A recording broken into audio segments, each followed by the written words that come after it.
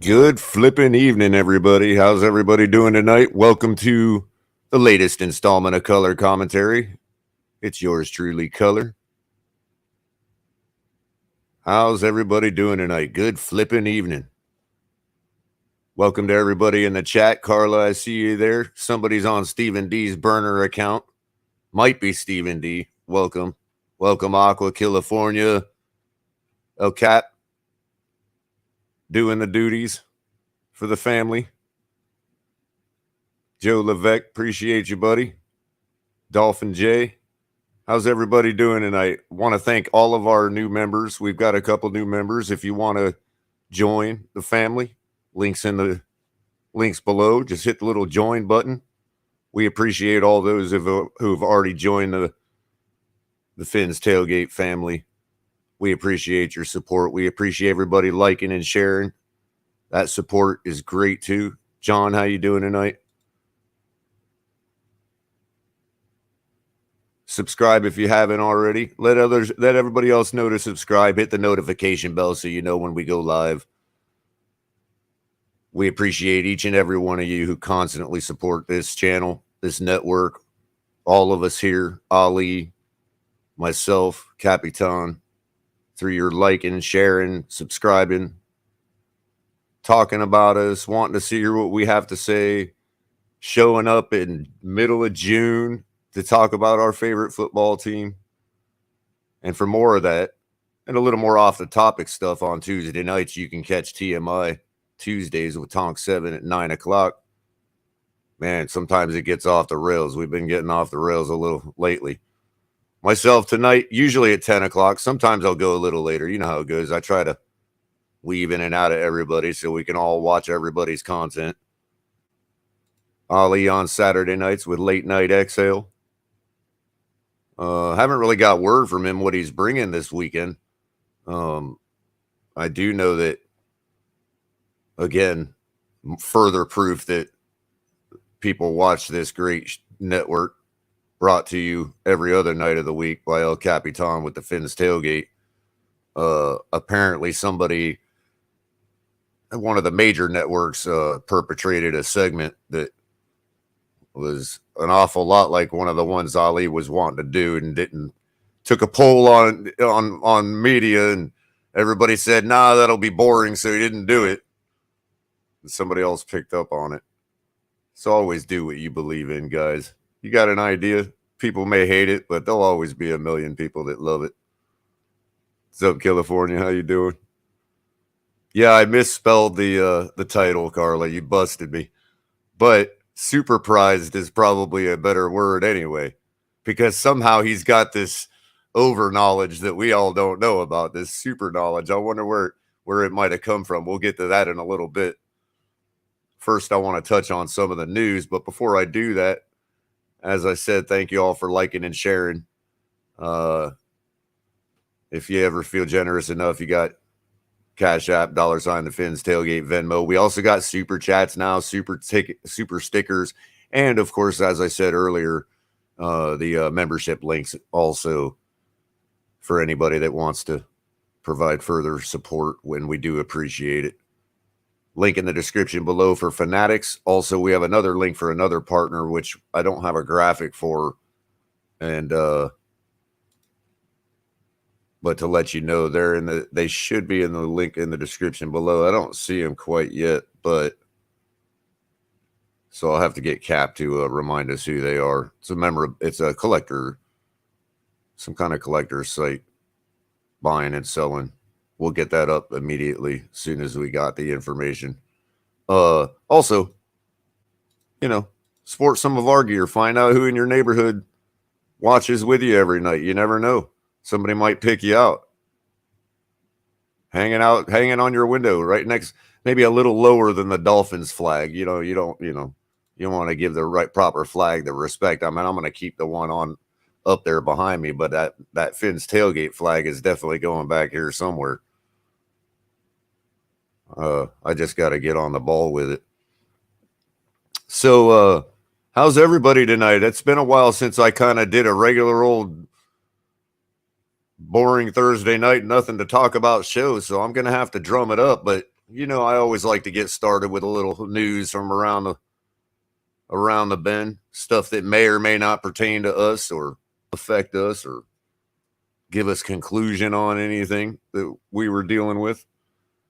I'll give the latest report for old Deshaun because it doesn't have anything really to do with him. This is more of an interesting part that I saw coming myself, and maybe we need to. It's kind of for me, more interesting part of the story. I really don't, have time or inclination to pay attention to the legal battles of one Deshaun Watson. Now that it has nothing to do with, I have no investment in the guy as a fan or fan of a team that has an investment in him or anything. So I really don't care. It's just another story you hear about. But not to minimize any victimhood by either them, him, both sides, either side, whoever side. But a whole lot of people are just being bad people in that situation. So I'll leave that alone. But apparently, according to Madeline Coleman, love her work over at SI, the Players Association of the NFLPA's Deshaun Watson defense will target 3 prominent owners per report. The decision of the NFL's investigation into Deshaun Watson has not been announced yet, but according to Pro Football Talk, the NFL Players Association is preparing for an unprecedented punishment recommendation for the Browns quarterback. We all see that coming because it'll have to be unprecedented and it'll have to be voted on by the Players Association because of the collective bargaining agreement. We've all talked about that before. But that aside, Watson could face fine, suspension, blah, blah, blah. says that Pro Football Talk reports that the PA will mobilize with an aggressive defense on Watson's behalf. This reportedly includes comparisons to how the league has handled the cases of three prominent team owners, the Commanders, Daniel Snyder, Patriots, Robert Kraft, and Cowboys, Jerry Jones. The argument reportedly is that the punishment of an unpaid suspension would not be proportional when comparing the three owners to the quarterback. As written in the policy, ownership and club or league management have traditionally been held to a higher standard and will be subject to more significant discipline when violations of the personal conduct policy occur. According to PFT, the union will reportedly argue the three team owners' cases as follows. Snyder agreed to temporarily cede control of the team to his wife. I don't want to get into why. We all know what Kraft had to do with. Snyder's laundry list is too long. I don't want to make the whole show about Daniel Snyder. Robert Kraft, we all know what he did in Jupiter. And Jones, the league did not investigate the voyeurism scandal that involved Richard Dalrymple, Dallas's longtime senior vice president for public relations and communications. There's a link to the reported allegations. I don't want to get into that either. Apparently, there was an issue with somebody and Jerry Jones's family member, I think, or something. Either case, 24 active civil lawsuits have been filed against Watson, each detailing graphic accounts of sexual harassment and sexual assault that occurred during massage therapy sessions. The accounts range from Watson allegedly refusing to cover his to the quarterback touching a plaintiff with his and trying to force her to perform oral sex on him. The latest detailed that Watson on the plaintiff without her consent. And it's expected that more could be on the horizon. So it looks like the defense, the Players Association is going to mount is a kind of a, I don't know if we've ever been able to get away with that in our lives. I guess everybody's family and parents are different. I'd let the chat be the judge. I'm curious as to y'all's comments on that, because that's kind of like saying, "Wait, well, Johnny, you didn't make Johnny go to his room for doing well, yeah, but you still did." You know what I mean? Like, that doesn't seem like a proper defense to me. It's never been one in my upbringing anyway. So I don't know. What do you guys think about that? It's kind of crazy, if you ask me. But let's see. What's up, Q?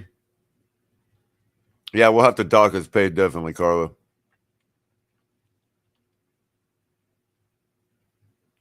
Shepherd's pie and potato tots for Stephen D's burner account. Yeah, I know. Chitterling's recipe coming on tomorrow's show. Okay. Well, we'll know if that's truly Stephen D and his burner account.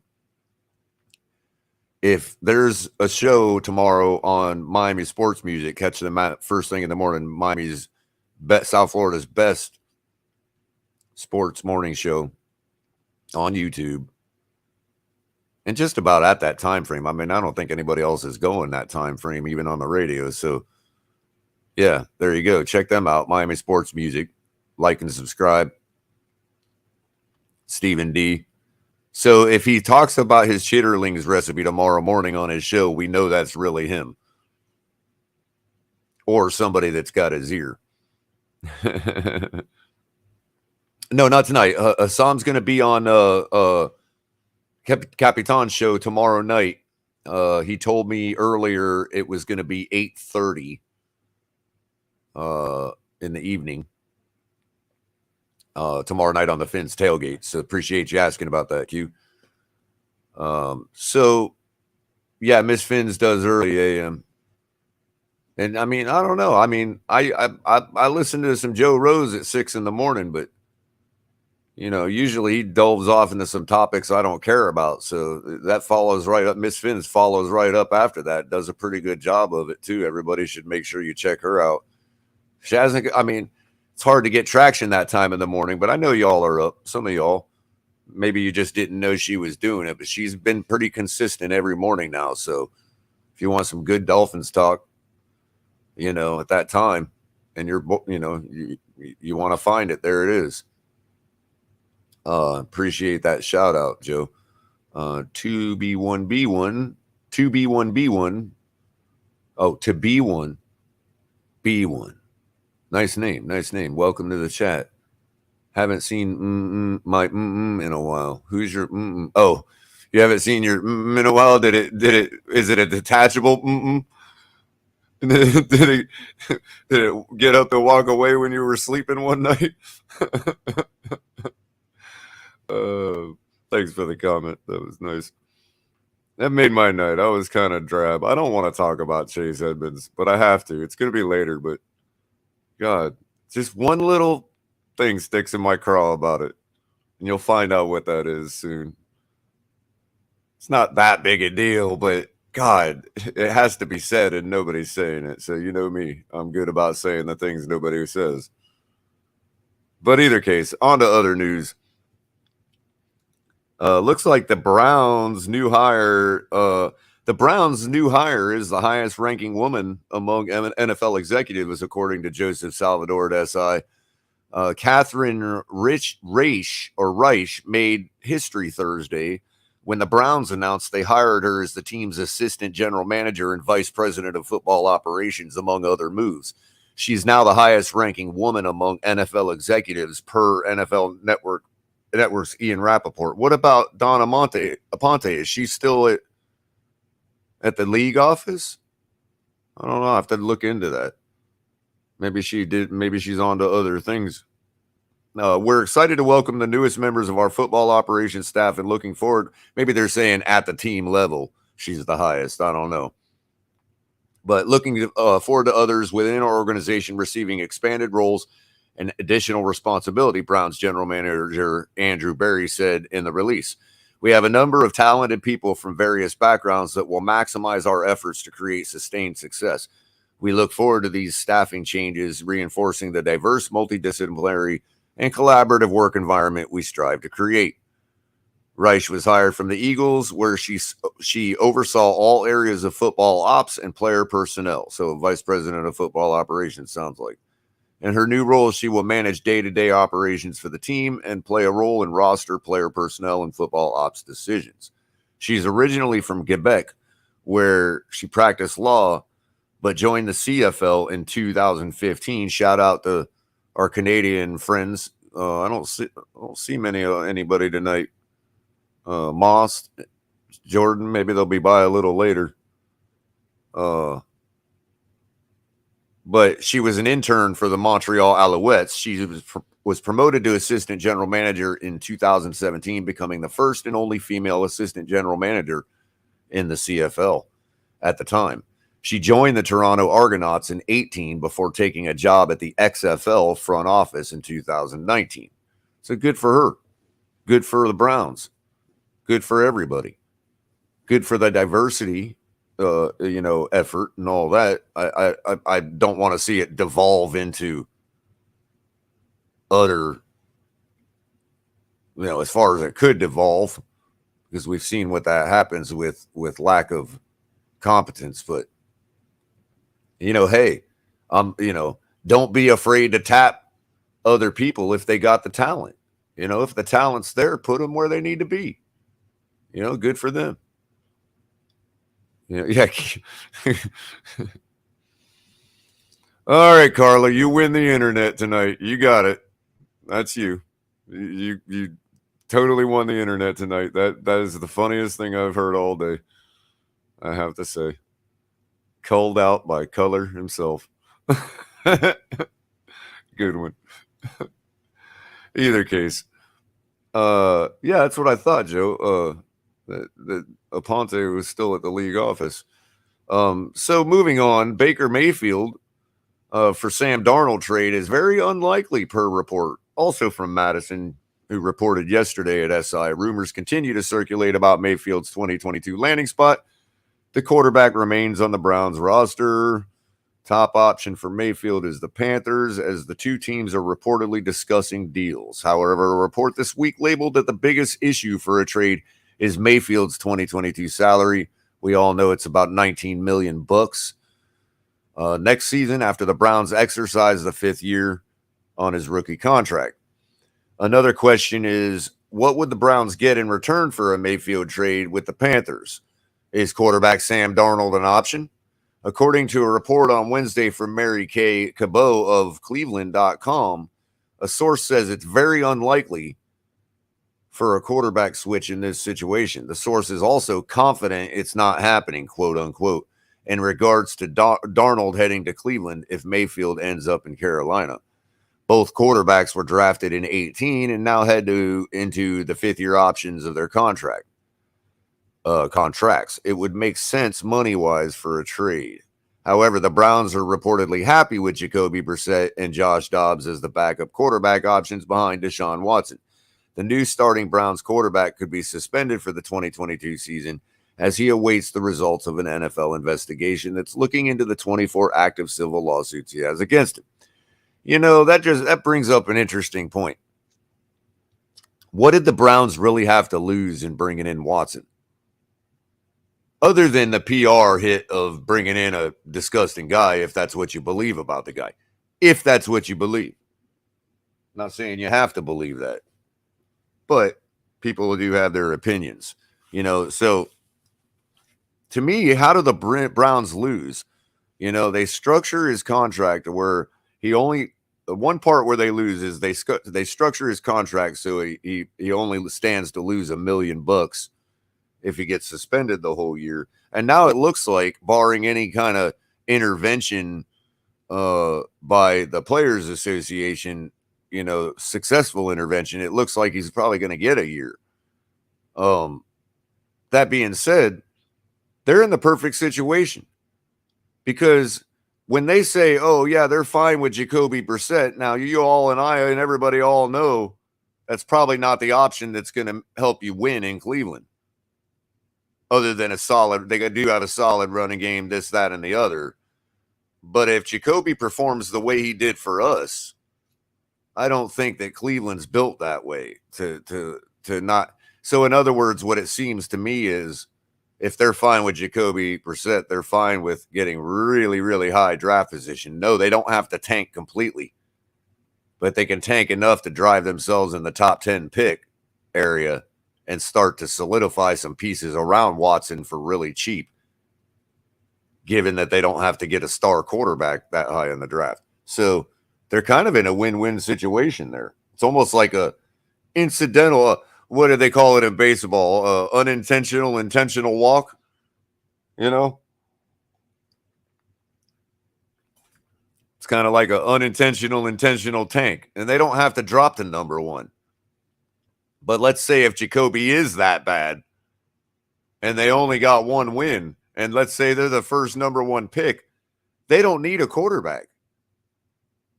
I mean, Deshaun Watson will be poised to come back and rehabilitate his career, whatever. And they'll be sitting there with a number 1 pick to trade for a haul, whatever it may be. Players, picks, outright money.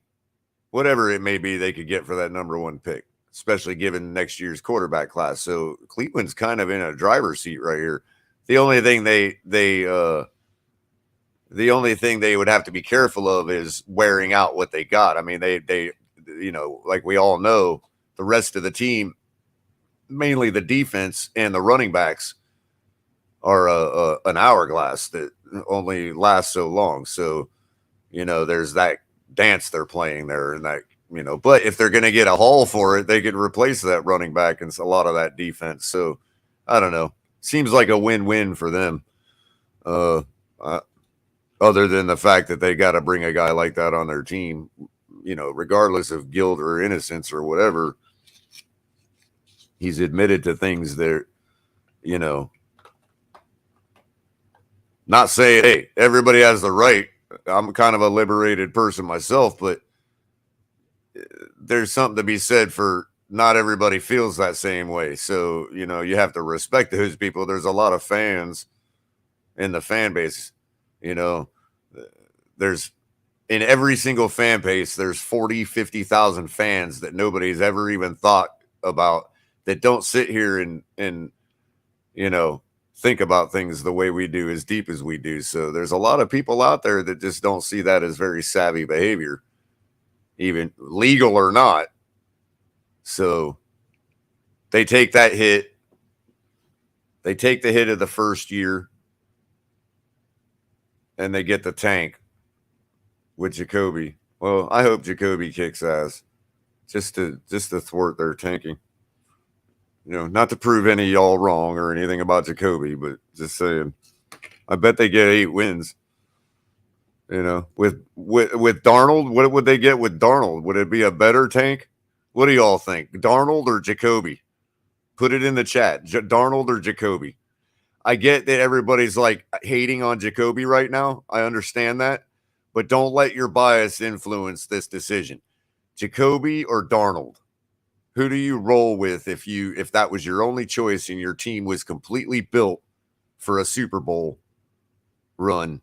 You've got continuity in coaching, continuity on every position on the field. You're built for a Super Bowl winner. Who do you go with, Jacoby or Sam Darnold?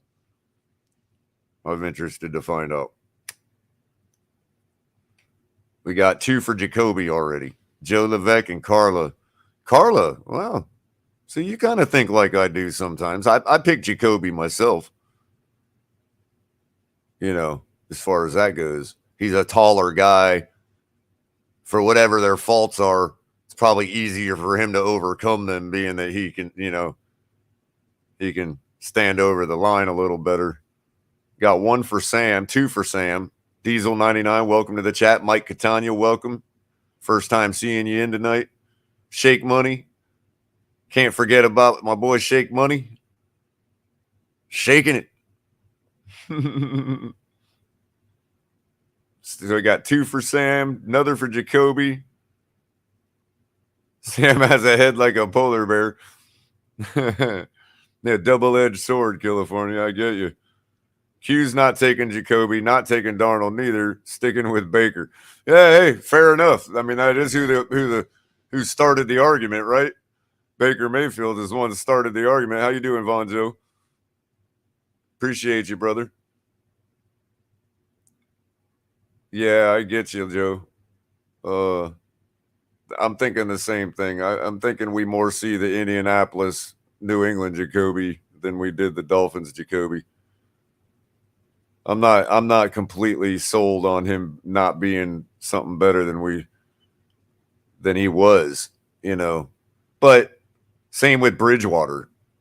You know, I think Bridgewater is night and day better and more likely to make that re-leap, if you will, you know, back to a solid number 1. But how you doing, Sweet Jumps? But aloha to you too, Matt Saint or Street. Todd, how you doing, buddy? Yeah, I wouldn't, you know, I would still take Teddy night and day, but Jacoby's a lot like Teddy in the respect that he was there at the number 1 brink. You know, obviously didn't accomplish near as much as Teddy going to the playoffs and all that. And I was just coming across a tweet today that was talking about how what's the worst field goal miss ever, and it had some of the great ones in it, old Norwood, you know, a couple of those others, and one of them was that Vikings kick, that kicker for the Vikings that doinked the one off the upright to knock them out of the playoffs that year that Teddy brought them there. But again, I do credit they had a great offensive line. I won't doubt that for a second. I won't argue it. And you know, y'all know how I feel about the late great Tony Sparano. Rest in peace, buddy. You know, so yeah, I get it. But I mean, if we, again, Tua needs the same thing. So given the fact that we are expected to improve that part and the other things we've done, if Tua can improve on it, then surely Teddy could too. And putting aside the comparison between the two, back to the comparison between Teddy and Jacoby, I think Jacoby would be better than we saw him last year and what we've done here too. So don't doubt that for a second either. As good as Teddy? Probably not, but better than Sam Darnold? Absolutely. Better than Baker Mayfield? Ooh, good question, Q. I'll let that one simmer for a little while. I'm I'm still I'm still not decided on. I'm still undecided on Baker Mayfield, to tell you the truth. I know the guy's got a lot of heart, but it just seems so contrived. Not contrived is a bad word. More like he pushes too hard for that. Like just let your heart flow, buddy. You know what I mean? Pump the brakes, Baker. You're it, buddy. Don't worry. Just pump the brakes. And he just wants to be it so bad. He's like, which is evidenced by the fact that he did them commercials so early in his career where he lives at the stadium. I mean, really? That's fairly presumptuous of the guy. I always thought it was. It bothered me a lot. Like I wouldn't want a rookie quarterback coming in doing commercials with Hard Rock like that. That would piss me off. I don't know about you all. Maybe it seems petty. But if you think that's petty, wait till you hear my problem about Chase Edmonds later. That's petty. I mean, on my part. But I got to say it. So we'll get there. Yeah, got the shaft, like many others. I would say, like a guy like Rosen, except Rosen from what I understand by the people that have been around him and how they've described Rosen's attitude, probably deserved on Rosen's part. I always ask that question, but nobody ever wants to answer me with that when that's the real answer. If I were to steel man people, it didn't matter about the eye test with Rosen because he wasn't, from what I understand, as a person, he's not worth the effort. And I guess that's important. And we have to give deference to Tua for that too. If he's that cool a guy, that he's ingratiated himself to that many people around that organization and around that building, and that's caused a situation where we as fans are expected to overcome his deficiencies. Hey, what are you going to do? You know what I mean? It can be said that, a slightly better guy, but a real asshole is not as good an option as rolling with a guy like Tua, because of his attitude. And that attitude is forthright. So, it does. It's what carried him to championship levels at the other, throughout his career, coming through college and all that. The guy is a champion. Don't ever forget that. Maybe he's not an NFL champion. Maybe he won't ever be. Maybe he will. But he is a champion in the regard that, in the annals of history. If aliens were to dig us up a million years from now, they would say Tua Tagovailoa was a champion, regardless of what he does from here on out. So that there is something to be said for that, and that is an important thing. That's a certain quality that a person has that you either have or you don't. He could have lost it. He may not have that at the professional level. I'm not gonna. Everybody knows how I feel about what he's shown so far. But that's beside the point. The guy did win a championship at some level of some sport. So give him credit for that. Yeah, even you too, Shake. Wait a minute. Oh, I'm sorry. Jay comes rolling in like hot. How you doing, Jay? He comes all rolling in with one letter, and every time I think it's like somebody lost their mod status. Hey, Jay, man, how you doing, buddy? J period. That is absolute J. That's what that means.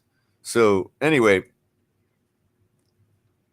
I don't know. I guess it looks like there was a few votes for Sam, but I think it looks like Jacoby took the vote.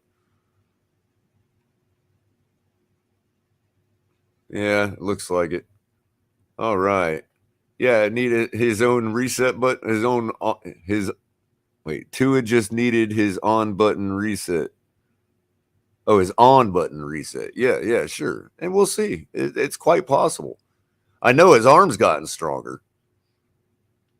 You know, what I really want to see is, a little bit of an adjustment on the hand can kind of like with the index finger can kind of like just maybe 5 more minutes towards 12 o'clock, or 10 o'clock, I should say, but a little 5 more minutes, a little more up the clock. And I think he's got really commanding control of that ball with a really good, strong arm. So, I look forward to see how that can translate to the field this year, given the multitude of options we're going to have for the guy on the field. We got to get this offensive line right one way or another. And I look forward to 53-man cuts. They'll be coming soon enough. And we'll really know we got to be getting at least one or two more people for depth. So, look for that suit coming. But look, people, we're just going on what we've seen. I have reasons to think a start of our year will be different than it's been, but honestly, we're only jaded because it's the same thing every single year. Yeah, we can say we see different things. It looks different this time, but you have to be honest with yourself that we've said that 1,000 times. Even if it does actually look different, we just won't know until the coin flip, guys. We got a tough one coming up to start. 9/11, people. I know everybody wants to imagine it's not real, but as well as I do, we got to overcome the referees in that game. So we're talking about, look, get out to a fast start, just bludgeon them. You have to bludgeon them to overcome that kind of thing. You have to bludgeon the heck out of them if you don't want the refs making sure that the Patriots win on Patriots Day, which ain't officially Patriots Day, but you know what I mean. I hate it.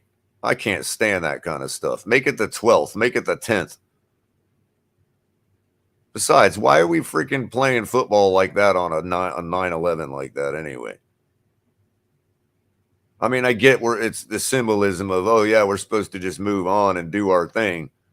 But we did that day. So why do we have to do it, a zillion years later? Let's honor what happened that day. Keep silent. I guess it's a Sunday. What else are you going to do, right? But anyway, I don't want to lose because it's the Patriots. I'm going to that game. And, I know we beat the Patriots a lot in our stadium. I get it. But the last couple times I happened to go see the Patriots, we lost there.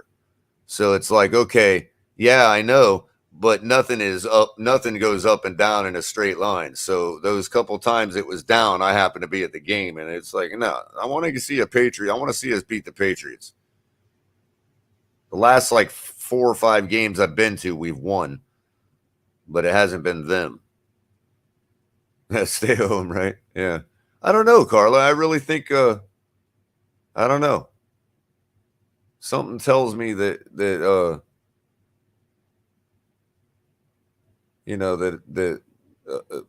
medicine's coming for the Patriots. I know we say that a lot, and I wouldn't put my money on it, but I think Patriots definitely got some medicine coming.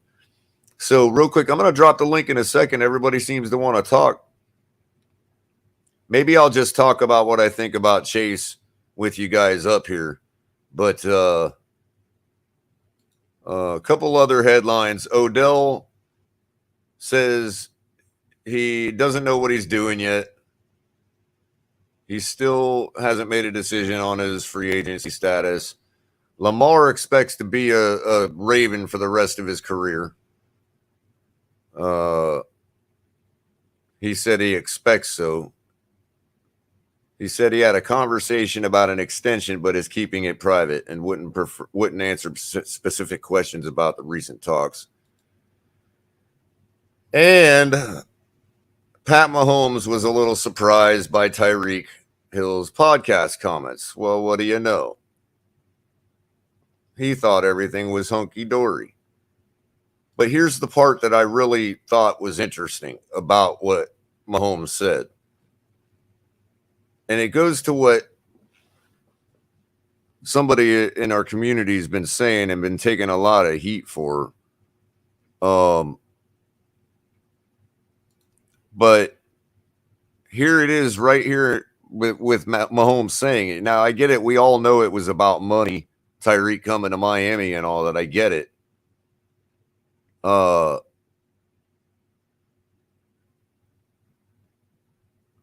When Mahomes was talking about it, I know everybody's heard the part about how, you know, he was surprised about him not feeling, you know, whatever, not feeling the same way or whatever it was. But further, he said, obviously, when you're the competitor that he is, that's the thing I loved about Tyreek, and I still love, is he wants to win. Great for us. And I feel like with the coverages that we were getting, defenses were really accounting for him, so we had to go other places, Mahomes said. But when he's a competitor like that, you want to have a chance to impact the game. So I know he wanted to get the ball as much as possible so he could help us win. It wasn't a selfish thing, but it didn't seem, I mean, we were winning football games, especially at the end of the season. So I didn't think he really kind of brought that to our attention. But now we just kind of move on and we keep going with the guys we have and we're trying to win football games. And it seems to me that it's what he's saying is, oh, this is news to us. You know, we thought we were just doing what it took to win, but it does it does cause people to ask questions about, well, what's he really, you know, what is going to happen when Waddle gets more targets or Gesicki's getting more targets or, you know, this or that, as you know, Pete likes to point out a lot. You know, we're paying Tyreek a lot of money. Who's going to be affected by that? Did he come here to get more targets? If that's the case, then fine. But I mean, that blows everything wide open. I mean, as far as who we really need on this squad, if that's what we're going to do. I don't know how Waddle's going to be a decoy to somebody if we know that we're never going to get him the ball because Tyreek's making the money he's making. You don't think the defense knows who we got to get the ball to? I mean, these are valid questions, and everybody just like craps on Pete. And they're valid questions.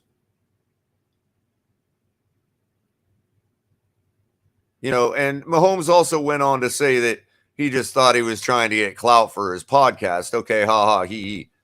There again. That's fine too. But this leads me into Chase Edmonds, and then I'll drop the link. Because it's one thing for a guy like Tyreek, who's making all the money and, as Pete argues, is the face of the organization, to say, I love my quarterback to the point where I'm going to make hyperbolic statements. True ones, yes, but also hyperbolic statements about his skill level, or at least what we've seen his skill level to be. And since we're not wide receivers out there catching the ball from him, we have to default to Tyreek's expertise. Okay, fine. I'll go with the appeal to authority fallacy there. I'm willing to do that because I don't have the energy to dog our star wide receiver. I think he's a great guy. So, and he's done all, and he's the only one that's, you know, done anything to help our PR department. So, did he go a little far? Yeah. Do I love his intentions? Absolutely. I think he's a great individual for showing the support he's been showing since he's been here. You know, but Chase Edmonds, Chase, I love you, bro. I thought you're great in Arizona. I think Arizona was a great place. It's my second home. I cheered for you out there, buddy. You know, seriously. I mean, I know that you probably, that as soon as you got in the building, all the guys got together and we're sitting around talking, and this is what really bothers me about the whole thing. Everybody's sitting around talking, oh yeah, this how it was, and whatever else. Well, we all don't know that for sure. We all don't get the luxury of that you apparently got by saying that definitively that Tua had an unfair situation here in Miami. Who created the unfair situation? But so, I'm not even going to go as far as others have and say, oh, well, life ain't fair. Okay, yeah, we could say that too, but really, you've been in the room for like 5 minutes, bro. And so I know it's not your fault because you hear what you hear. And that's what leads me to, is that what we're doing? I mean, has it become such a distraction now that when everybody comes in that building, they're briefed by the whole team as to who the problem was last year and why Tua failed to put on tape what we needed to see to say he's proven himself? Because I don't know if Edmonds is proven either. But one thing's for certain. He wasn't demanding a trade from Arizona last year to volunteer to come over here and help Tua's cause. That I do know. You know, so there's one thing to support a guy and say, yeah, I don't care what y'all think. I've taken handoffs from the guy. I've taken passes out of the flat from him. I know he's a good quarterback. I've watched him firsthand down on the field. You can say all of that. But to use the fallacy in your case of an appeal to authority when you've been in the room for 5 minutes and you're hearing hearsay just as well as anybody else, albeit there's the thing. If you're gonna say something like that, then enlighten the rest of us so we're all in the room. So that way we can make a fair assessment when we make statements as you know, people who speak to the public and put our names on our words. It would be fair for us to know and have evidence of what happened in the building. We've all been following our team. Are you telling us that you truly were that much of a Miami Dolphins fan that you sat over in Arizona and followed us that deeply? That's okay if you have. I'm grateful. If I understand you are. Isn't Chase the one that's the Dolphins fan? Yeah, sure. But we're not privy to the information you are. And there's still contention as to whether there's evidence of this stuff that they just keep piling on. And what you said just serves to pile on to that even further. Tua doesn't need that. He doesn't need somebody who wasn't in the room to tell him it wasn't fair, unless he's the one that's telling you it wasn't a fair situation. If that's the case, well, then I would say somebody is not here to speak for themselves, and I don't think that's very fair on the part of anybody in the locker room. Nor is it fair to you as a new player, to come into that situation. So I hope you don't let it be a distraction and just do your thing, because we're going to need you to do your thing. I'm not saying anybody is wrong or right about what we're going to get out of Tua. But nobody is going to argue that we've seen it yet. I'm sorry. 20 points a ball game is the true story. If you can contribute to that, Chase, that's great. Maybe that will help make a more fair situation for Tua. There's a few running backs that are your teammates right now that were running backs last year. And if you're saying Tua wasn't in a fair situation, then you're shitting on their contribution. Because if you're saying that the fair situation means that a coach didn't do or this or that or the other or get the right players to support the offense and blah, blah, blah, that those players are still your teammates right now.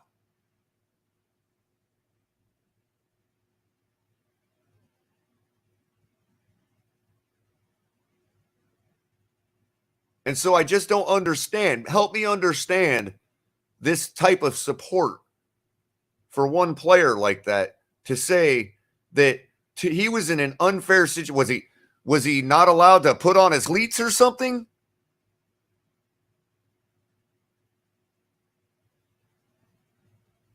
I mean, I don't get it. Help me understand. I'm just a peon. I'm a plebe, bro. Help me understand. I am a paying customer.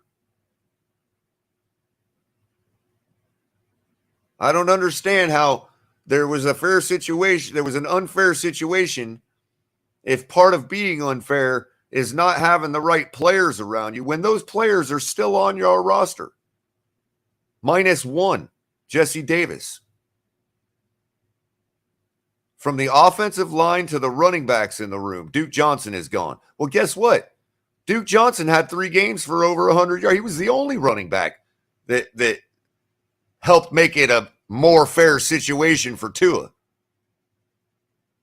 So why don't you just help make it fair instead of telling us all things we don't need to hear as fans? Because it just simply ain't true. Fair is such a subjective word. What you said is just simply not true to be saying it that way. And I'm calling it out. I know it's petty. Everybody was talking about it all day. I had to say something about it. I'm sorry. I don't mean to be, I get it. You're a football player in the NFL, bro. I get it. I'll keep your name out of my mouth other than that. I'm not one of those guys. So appreciate you being a Finn, man. Appreciate you caring enough to say something about it. But just it can be done without that caveat. Because that caveat is tearing this fan base apart, dude. I'm just being honest with you. The continued daily, if not for this, then that. If not for this, then that. Well, when does that ever end? The rest of time? I guess so. And if that's the case, then what can I say? That's what it is to be a Miami Dolphins fan. So thanks, buddy. Shake Money. Sorry, bro. I didn't mean to. I just called Shake Chase. Chase Money. No, Shake Money. $10 donation. Appreciate you, buddy. Please don't ever change, my brother. Fins. It's too late for me to change, bro. I'm too old now, man. But I appreciate the donation. Appreciate the comment. Shake's always got my back. I don't want to keep harping on it, but I did have to say something. You've been in the room for 5 minutes. Give it a second. Again, now if he comes to me and says, Culler, I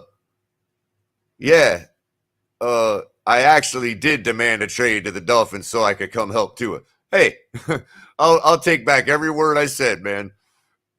So that being said, I'm gonna go ahead and drop the link and take my scolding because I know there's probably some people that want to give it to me. I'm talking about our players in a negative way. Sorry, guys. While we're waiting for people to come in, make sure, do me a favor. Like and share this video. Get more people in the chat to talk. It's a Thursday night. It's a boring night. It's June. I get it. We have to drum something up. I didn't even want to talk about the Chase Edmonds thing, to be honest with you. But keep subscribing. Keep getting other people to subscribe. We absolutely appreciate all the support. You can join now as a member. We've already got a couple new members, and we absolutely appreciate those members who've decided to join our community. Appreciate it every bit. Make sure you're catching us every Tuesday night with Tonk 7 and TMI. Myself on Thursday nights, just like tonight. Hopefully with better things to talk about one day. I know Big John's about to give it to me. But got Ali on Saturday night with Late Night Exhale. Finn's Tailgate every other night of the week with our great proprietor, El Capitan, who I hope might come back tonight for the pan over. I'm not going to go too long tonight, guys. I'm kind of tired, but make sure you're checking out our gear too. Finn's Tailgate, the flag. Hit the link in the description below if you need to go to Fanatics for any gear, officially licensed gear. And along with super chats and super stickers and memberships and all that, you could drop us some ducats if you like on the Cash App at $ the Finn's Tailgate or Venmo the Finn's Tailgate. That being said, I think I'm going to go ahead and take my medicine real quick first. Bring an honored friend of the family, friend of the channel, friend of the network, no Big John. medicine to take, bro, but everything you said is true, so I don't know what the complaining about. Well, I appreciate it. I've had butterflies in my stomach all day, Big John. Oh, everything Chase Edmonds said is true. I just had to be honest. Situation. You know what I mean? I just had to be honest. You know, that's fine. It doesn't. It's no big deal. It's no big deal. It ain't changing nothing going forward. You know what I mean? It doesn't mean it isn't true. But I don't think he meant it only towards Tua. He should have been more specific. Because I don't think the entire team had a fair shake. Just like I tend to agree with that. That's why it's kind of like, unless you're going to make us all privy to it and itemize everything and bring us all on board, it's hard to say something like that. Well, the reason why he says Tua is because Tua is the one that gets 95% of the bullshit when somebody talks it. I could see how Tua would be a placeholder for the offense. You know what I mean? He's the fucking punching bag every time somebody wants to drop some bullshit. So, like with anything else as far as a quarterback goes, credit when you win, shit when you lose, you know what I mean? Yeah. Yeah. Sometimes shit when you win too. You know what I mean? Even though Tua's the only Dolphin quarterback with a winning record in the last 3 seasons, but I digress. Gotcha. I'm gonna go ahead and I'm gonna bring on a couple other people. Q, how you doing tonight, buddy? Hey, what's good, OG? What's up, guys? I got my mic fixed. Yeah, your mic sounds pretty decent, man. How you doing, Gio? Appreciate you coming by, buddy. What's up, Gio? What's up, Big What's John? up, everybody? Real man? quick, What's everybody. Up, everybody? Gio and Batman had a great interview with Big O earlier on their show, Miami Sports Fanatics. Get over there and subscribe to them, like and share. Make sure you catch that interview with Big O. It was great. We got our official representative from the What'd you say, Big John? You're gonna go molest strippers now, Jim? We got our official. Our official ambassador from Zamunda, Shake Money. What's going on? Welcome, Shake Money. That's a nice smile. That's Tony. Is that George? Is that Tony Pepperoni? I think that's the first time I seen your live face. Like, I seen your picture. I know I'm in witness protection. Wow, you're just like me. Your voice totally doesn't match your face. You know what I mean? Like your build. You know what I mean? Like, I figured you were a lot stouter a guy. Like, you know, you're just like me. You thought you were more man. A lanky dude with a deep voice. You know what I mean? That's cool. Right on. What's up, Big John? You just killed him, bro. I know. No, I love Tony Pepperoni. He's another absolute friend of the network, friend of the family. Friend of the family. Yep, you got it, man. And I know CT's pulling his hair out right now because I'm totally delaying on him. But welcome, CT, man. How you doing, man? Drop it back. I'm doing good, bro. What's up, boys? What's up, Big John? You know, I do want. I know you all, a lot of you tend to agree with my premise, but give me some nuance. I mean, help me understand where I might be a little off or a little wrong. Be fair to Shake. You know what I mean? I never agree with your premise. I know, right? Oh, I think, like, for me, I think Chase Edmonds is coming from a point of opinion, right?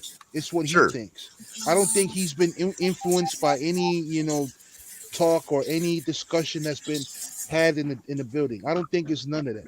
I think he came into the organization, he did his homework, he had some film on Tua because he is the quarterback, and I think he addressed the situation because Tua is the most criticized because He he's the probably saw quarterback. that shit too, bro. Those guys, they're football players. They know what it takes to play, bro. Yeah, Fair And I enough. think You see, there again, I don't disagree show with us. you either, Culler. I mean, show Bro, us. I You think know what you're I right mean? on point. Show me what I'm missing. You know what I mean? I agree with you. You're right on point. Golden State just won a championship. Who did? Golden State? Yep. Bye bye Yeah, I Boston. knew they would. I knew they were going to damn. take it. You I can't didn't you say can't nothing about dismiss it, the but Golden State Warriors, man. You got that boy in there, bro.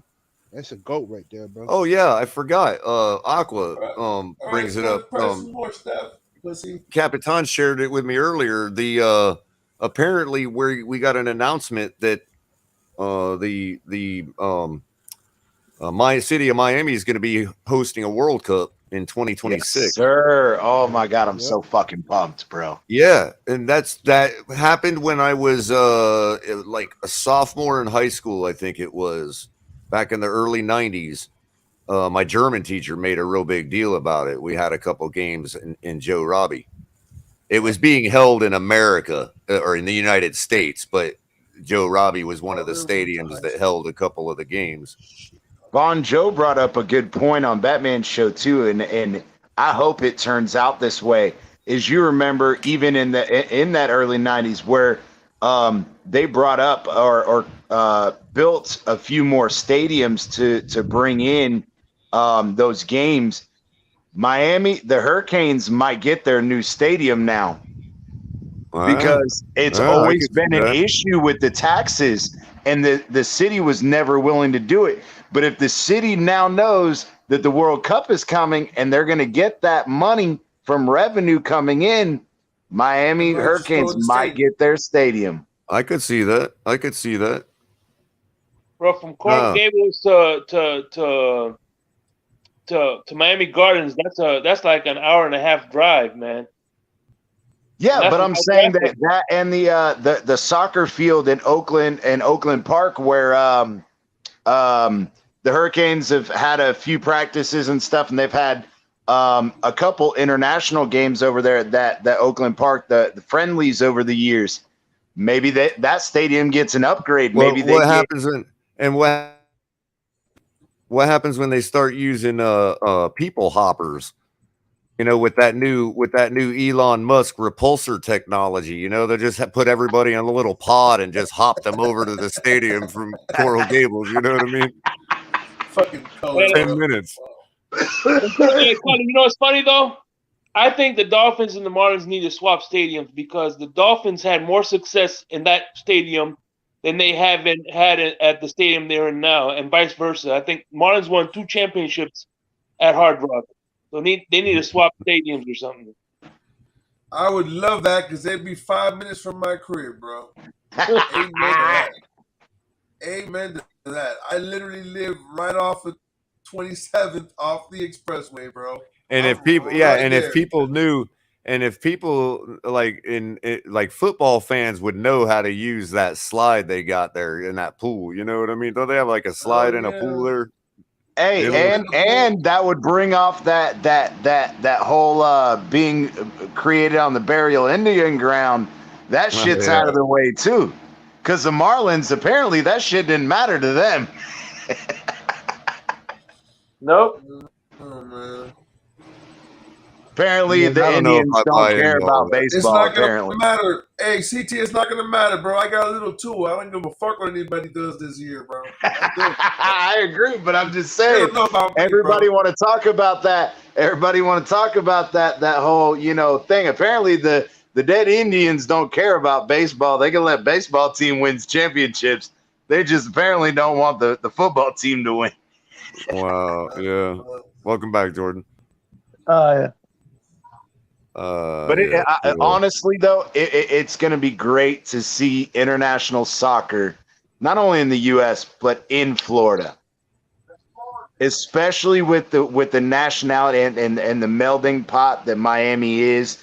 with Oh, the yeah. Latin community. Oh my I just God. want all And the Big women John, to you come know out. what we said earlier. Just Yeah. imagine the chicas coming in. Y'all already know they got the good melting pot of chicas. Imagine it World Cup time, bro. Yeah. It's gonna be Only all like downside. Donkey Kong and a thong Only over there, downside, bro. guys. Only downside is rent's about to go up, man. I'm about to be scoring goals all day. Goal. Because that's an event that lasts long enough for people to get actual like apartments for a while. You know what I Oh mean? yeah.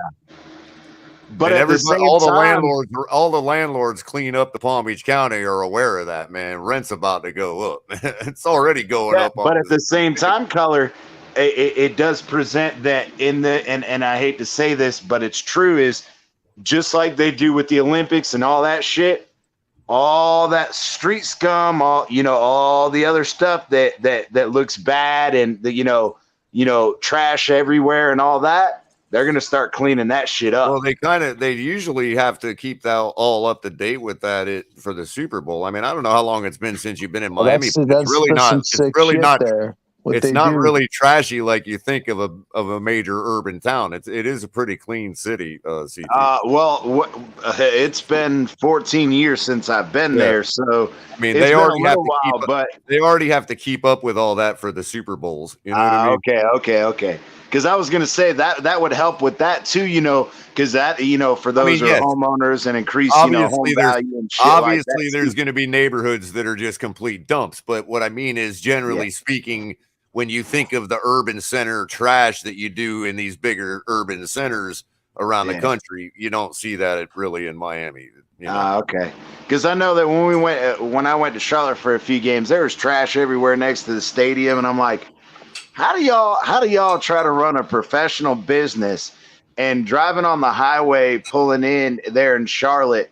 There's trash all over the interstate and everything, and it looks like a dump. Well, And the good thing too is CT is that Miami Gardens, back when I was growing up, that wasn't an actual municipality, right? Or at least it wasn't an annex of Miami Gardens at the time. It was a place called like Cypress Gardens or something like that.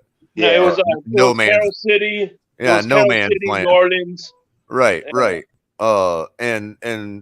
And basically Miami Gardens annexed that whole area. And then you have like, development, a Walmart gets built right across the street from the stadium. You got an area there. Well, yeah, I mean, it's got its issues. Every area does, but generally speaking, it's like being in Boca or something, or Del Rey, you know what I mean? It's not really. it's clean. It's been cleaned up quite a bit, as well. In and around that part of the stadium. I mean, Miami Gardens itself is not a crap town by any stretch of the imagination. Yeah, no, I wasn't saying that. I was just saying like the garbage and all that, like them taking care of the city, making it look clean and look nice, Right, yeah, right. The city took care of 199th because I remember before the stadium, there was some projects on 37th and 199. Yeah, we used to call that parking. Yeah, it was called the Maxbox projects, whatever, and they tore that down. It was parking for us, man. When I was a kid, that's where we park. People would charge you like $10 to park in their lawn, man. They'd have people stacked up in their lawns. Yeah, exactly. But they planted palm trees and stuff like that before the stadium. 199th didn't look like that. Right. Besides the fact, if you go through 199th right now, it brings you right in front of the front door of the stadium, basically, right in front of the front facade.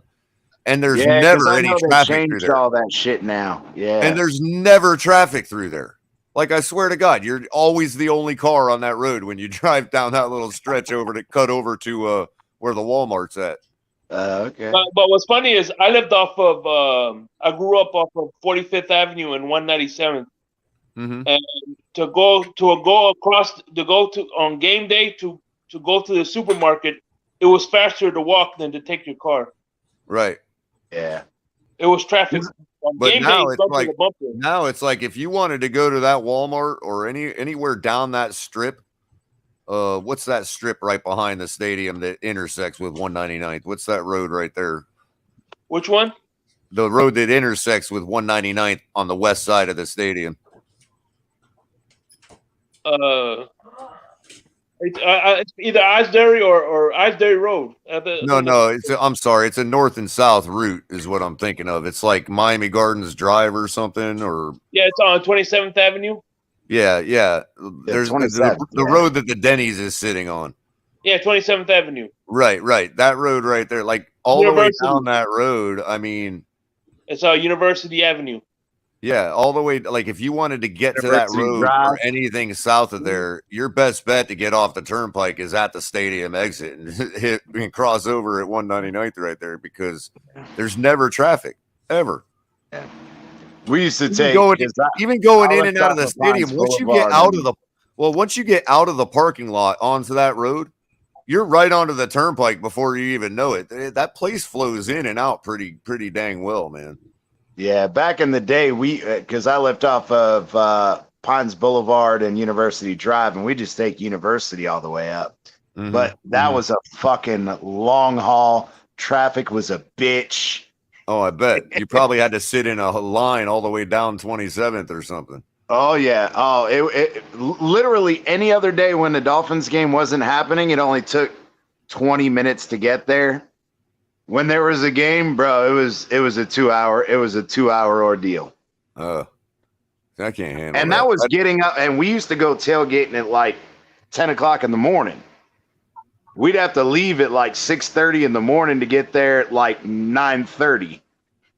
You know, I don't even know what the west side parking lot looks like. I always come in right on there at the front edge of the stadium and park right there at the front facade, man. I don't know why.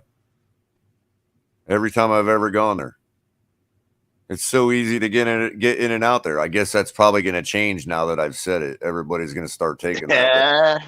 Well, now they got that, but now they're also doing the that little sky thing and whatever, and they've got that bridge that you can walk over and whatever. Right. I think they did a good job, man. You got to give them credit where credit is due. I mean, it is a pretty good walk from the yellow parking, but still, it's enjoyable. You're walking up to a gorgeous front facade. You walk through all the tailgating and proud citizen of Zamunda. Where's that? Fuck's Zamunda. That? You know, Zamunda is the principality that Eddie Murphy was prince of in Coming to America. Oh, that movie! Yeah, great movie. Oh, so is this like another version of like Chaz? No.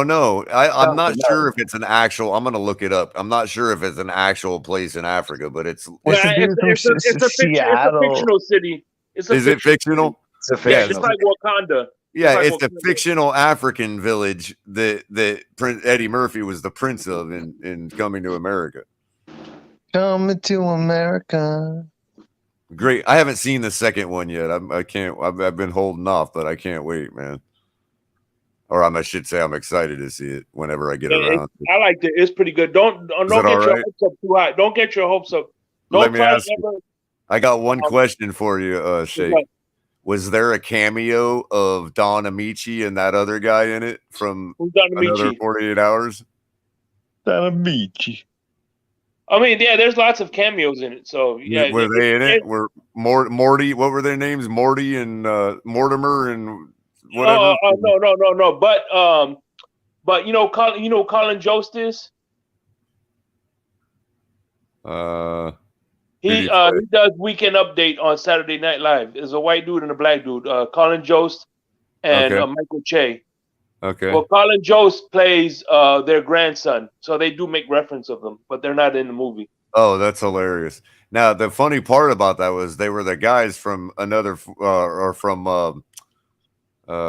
the movie where Trading Places? Trading Places with Dan Aykroyd, Right. Different universe, but they bridged the universes together with them two bumps in there because they're still bums in Coming to America.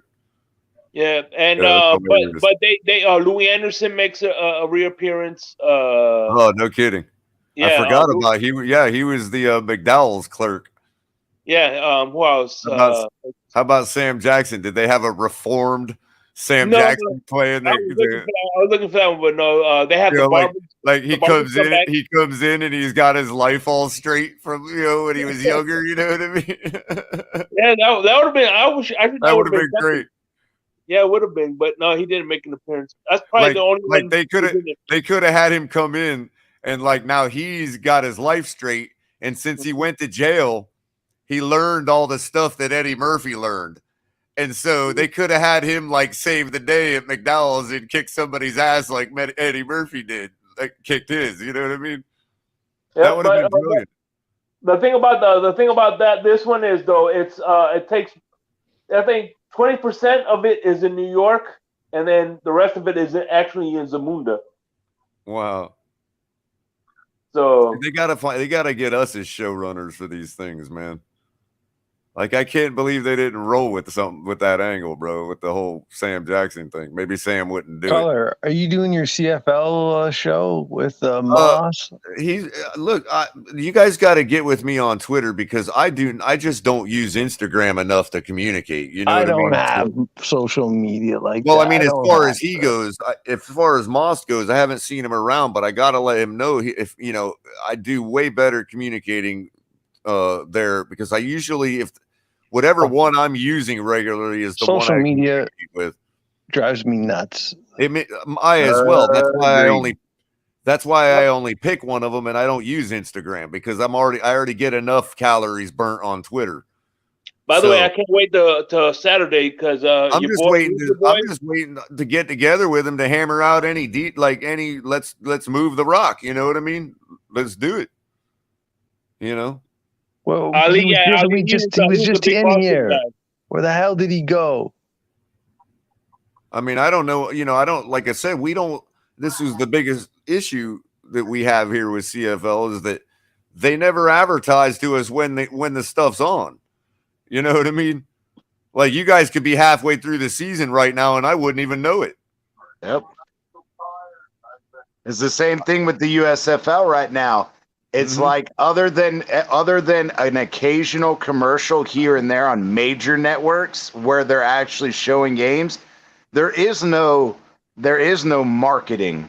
And so those of us that, you know, some guys love it and they're all about it because they miss football, NFL so much that they're like, yeah, I'm watching the game. They're checking the website every day. You know. Yeah. And we're just like, what channel is it on? When does it come on?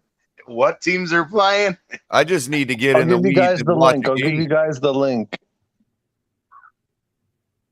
in the private if you want. It's not hard to get.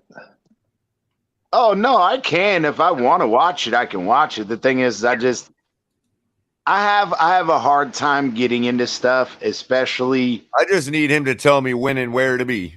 You know what I mean? Yeah. And I'll be there. But let him know to do it on Twitter because that's where I respond. By the way, everybody, at ColorCom on Twitter. It's down here in weird looking blue. I was actually going to buy an Argos sweater. Do you remember Rocket Ishmael? He played for them. Do they have like aluminum metallic looking jackets? Like Argonaut suits? Yeah, Rocket Men. Let's go. Rocket Ishmael. You guys are University of Notre Dame product. Rocket Man. Oh, that's right. I thought Kim Jong-un was Rocket Man. You remember his brother? He played in the league too. He played for the Dallas Cowboys. He played for the Baltimore Ravens. Different kind of rocket, my buddy. Okay. Wow. Yeah, I got it. So Lit is asking, how do I feel about week 14 matchup? Who we got week 14? Let's see. MiamiDolphins.com schedule. Week 14. Who do we got? It's like unwrapping a Christmas present. Chargers in Los Angeles. Second game of our third road game.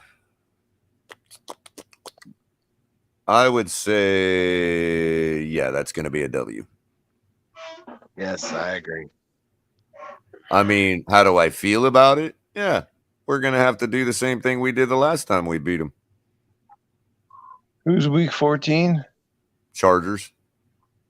I mean, we've only gotten better. Maybe they've gotten better too, but that game to me. what do you think? It's a coin toss right now. Oh no. Yeah. I mean, you don't think Herbert's going to get better? He's already really good.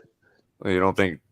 I agree with that part, but the issue or the thing that I'm optimistic about in that game is the Chargers have struggled the last 2 years in their run game, and that's again been our weakness. And I think that with this passing defense, that gives us a clear advantage. And don't get me wrong, Justin Herbert's still a good quarterback. I'm not saying that, but this defense and Mike Williams is a year older. Keenan Allen's a year older. Not that I doubt them guys, but you know, they signed some free agents, big name free agents. I can't remember. I have to look it up. They got some big names.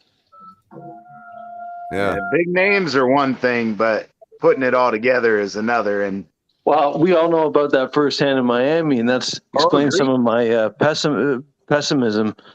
Okay, we reeled in all these big free agents, or we traded for guys. We've seen this in the past. That's why I still think of David Boston, people like that we got. How'd you guess? Yeah. I was actually gonna just when Tony said, Justin, you don't think Justin Herbert got better? I was about to say you don't think Tui got better. Then I stopped.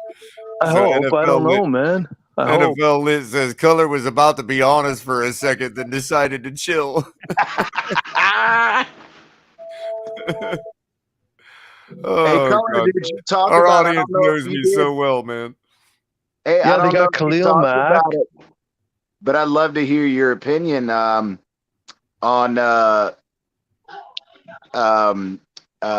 Mahomes and Andy Reid talking about the Tyreek Hill situation, his comments and his podcast.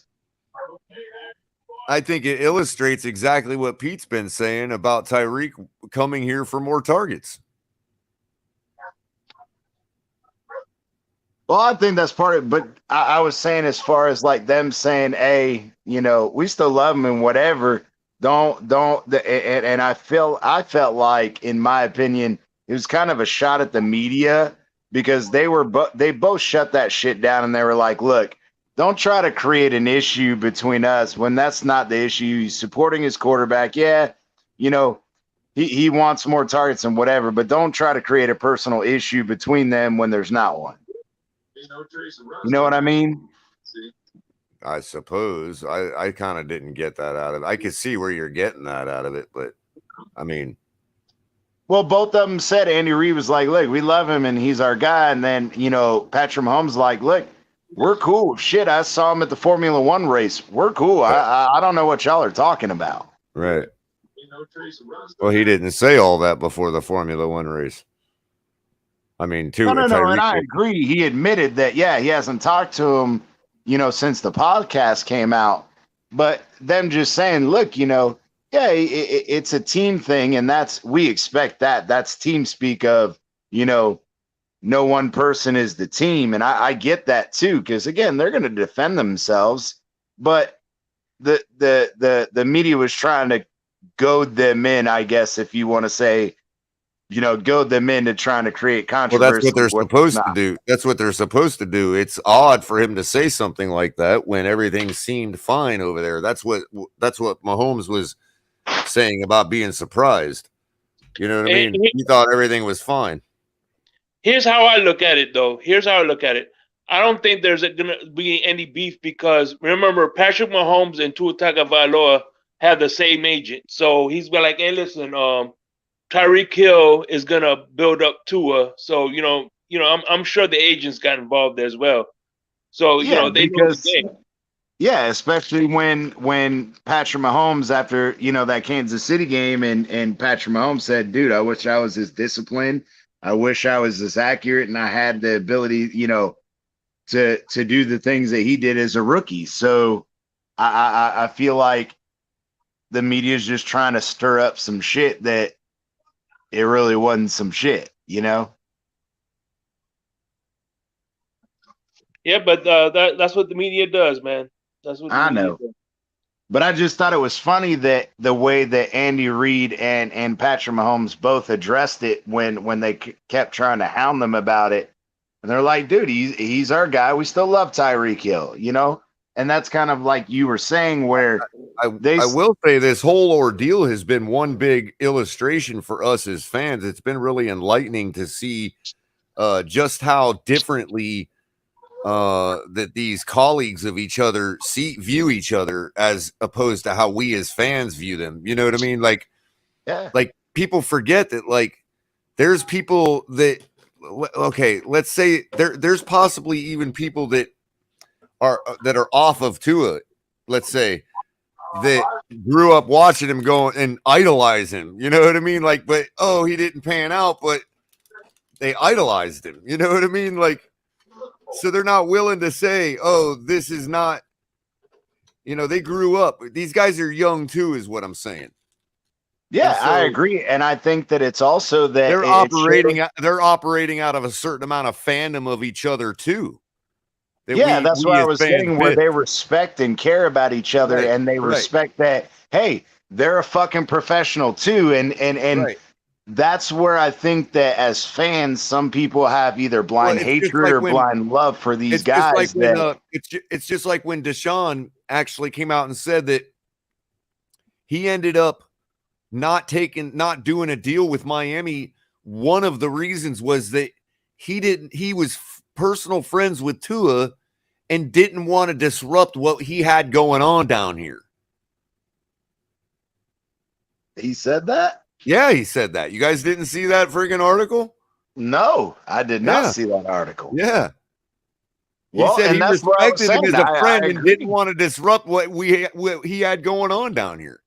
Hey, and that's where, again, that's where I think people, you know, as fans, they either blindly love or hate people, and they don't understand that these guys actually respect each other. Yeah, they'll talk shit and they'll go at each other and whatever, but they also understand, hey. I guess what I'm saying is people, to your point, CT, people forget that we're not the only ones that are dazzled by these kids in college. You know what I mean? Yeah. And it's also that you know, it's, I don't want to say the old boys club because it's not like that, but it's like, it's that camaraderie of we are the 1,200 guys. There are only 1,200 guys in the NFL. And that is the point I always try to make, CT, when people think that, you know, for those that think anybody that thinks that Tua hasn't accomplished something, bullshit. You know what I mean? Like, yeah.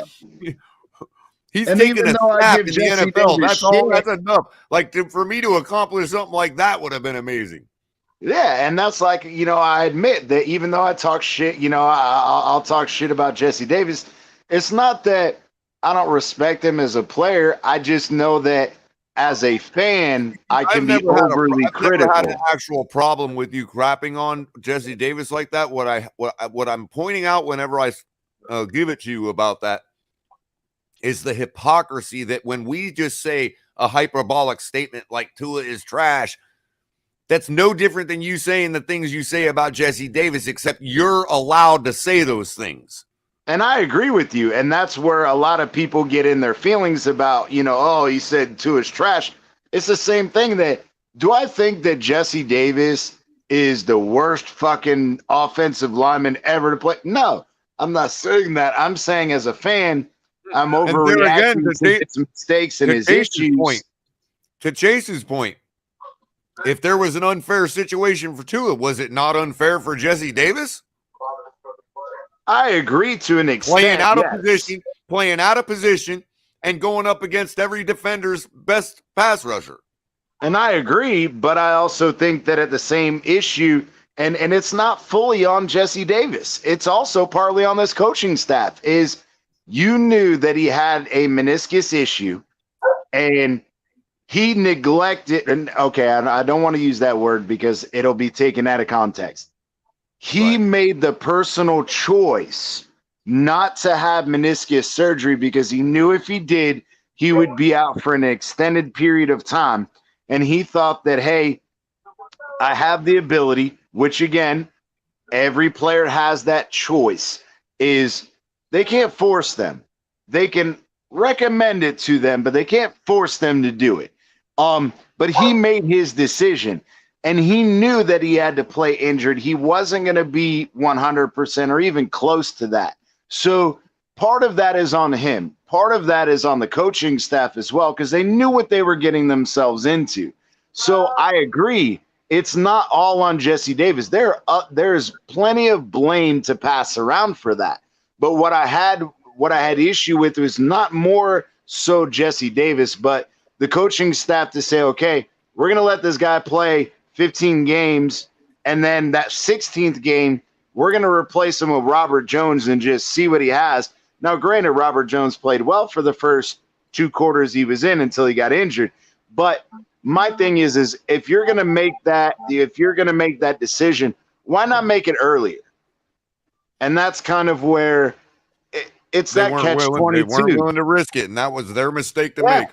And that's what I'm saying. But that's that catch-22 is I can fault them for not putting him in earlier, but also I can also say I understand why, because if they did put the guy in earlier and he fell flat on his face, then they're going to fucking give them shit for not playing Jesse Davis. So it's that catch-22. Give me time, Jason. I don't have it. I don't have it like filed. But I'll definitely reach. It was there, unless they've memory holded it. It's there. Yeah, and it was a definitive claim by the person that wrote the article. It was a definitive claim that's what he said, was that he didn't want to disrupt what Tua had going on down here out of respect to his friend. And hey, if that's the case, hey, more power to him. I still think he's in a whole nother world of trouble. I think, you know what? I think the main reason nobody made a big deal out of it, and I didn't even mention it, is because we assumed, I think, in rightfully so, that it would have just been seen as, oh, well, we don't know if that anybody would say that type of thing. You know what I mean? So I think it was just a non sequitur at the time. Yeah. But I think that does prove your point in what we were talking about earlier. And I know they all view each other way differently than we view them. You know what I mean? Because I know my baseball or that we assume, or that how we assume they view each other. You know what I mean? Yeah. Because I was saying that I know even my hate that guy. And, if I hate that guy, then my quarterback must hate him too. You know? Yeah. And that's where I was getting at, because even my baseball guys, like, you have rivalries. I'm a fan. Here's the other angle, CT.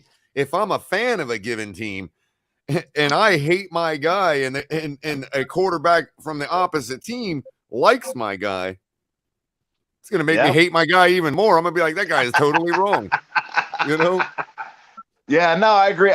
But what I was trying to say is, even my baseball guys, like, there are rivalries between teams and whatever, but they comment all the time, because part of my job, and I don't get paid for it, is these fuckers think I'm a psychiatrist or a psychologist, and I'm not. But they'll sit there and be like, hey, we have this rivalry, but people don't understand that, when we're on the fucking field, there's a goddamn rivalry. But once we walk off that fucking field, we're still coworkers. We're still in this together. And I think that the average fan has a hard time understanding that, because they have their personal dislike for people, and they have this personal hatred and rivalry, whatever, but they don't understand that these players, on the field, they're going to talk shit. They're going to chirp at each other. They're going to do this, that, and the other.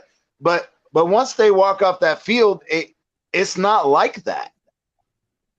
They respect each other, because they understand this other person had to put the work in to get here. So I think that that's something that gets lost in the fandom. Right. Absolutely. Yeah, he said the same thing about Hurts too in Philly. Yeah, well, hey, if he said that, and I'll give the guy credit. I mean, I still think he's fucked with all the shit going on with him, but that doesn't mean that he can't be a good person to the guys in the league and have respect for these guys. And even if he does respect guys and say, hey, I'm not going to go there or whatever, that doesn't mean that if he has an opportunity or he feels like he can be a starter and he can get in there, it's not about disrespect. It's about, hey, I respect you and I care about you. You're a good guy, whatever, but I got to make my money too. I got to make my legacy too. And that's another part of that as well. Exactly. Because it was the same thing with Tua and Fitzpatrick, because even Fitzpatrick, I know he had a podcast interview after the season, when, obviously we didn't re-sign him, and Fitzpatrick was like, hey, everybody wants to make this shit out to be about, oh, well, Tua took my job and blah, blah, blah, and I'm going to be vindictive, I'm going to be angry. And he was like, no, I love the young man. He's a great young man. He's making his way. And that's where I was trying to say with the media thing is, these players, they're like, bro, you guys are trying to make this out to be something it's not. And that's what really fucking rubs me the wrong way about the media is these guys, they just want to do their thing, bro. Like, they care about each other. They respect each other. And then, you got these guys fucking, with the cattle prod, trying to prod them to say something that's going to create some bullshit when they have no intent to start no bullshit. Right. Well, what's funny is I was saying today about. Uh-oh. About what? Leaving What are the you channel? saying about Russian hackers, baby. Got them again. Yeah. Well, come back, Jake. Come back. Iguana. Come back. Oh, well, I guess With he's some not. fucking Tabasco sauce and iguana. Oh, shit. But yeah, man, I like you were saying earlier, Culler, about Chase Edmonds, bro, you can't argue with what the guy's saying. And again, it's very good for a fan to start seeing these perspective of veteran guys, because you can't discount this guy's a veteran. He's been around the league. He's been there. He's done it.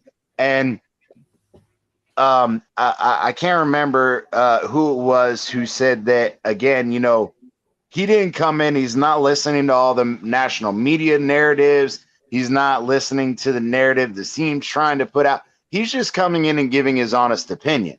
And that's where I think, as fans, you got to take that to heart it, in the fact that these guys, like I said, they're trying to make their money too. And they're going to call bullshit. They're going to call a spade a spade. They're not going to sit here and try to sugarcoat this shit. Yeah, oh, he's my teammate, this, that, and the other. No, I'm not going to be harsh on him. No. When it comes to these guys' money, it comes to these guys' money.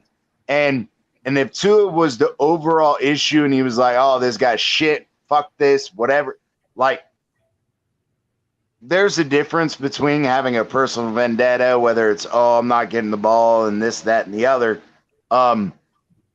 But overall, you got to take these guys' opinion into account, because he's coming in with clear eyes. He doesn't have these blinders on.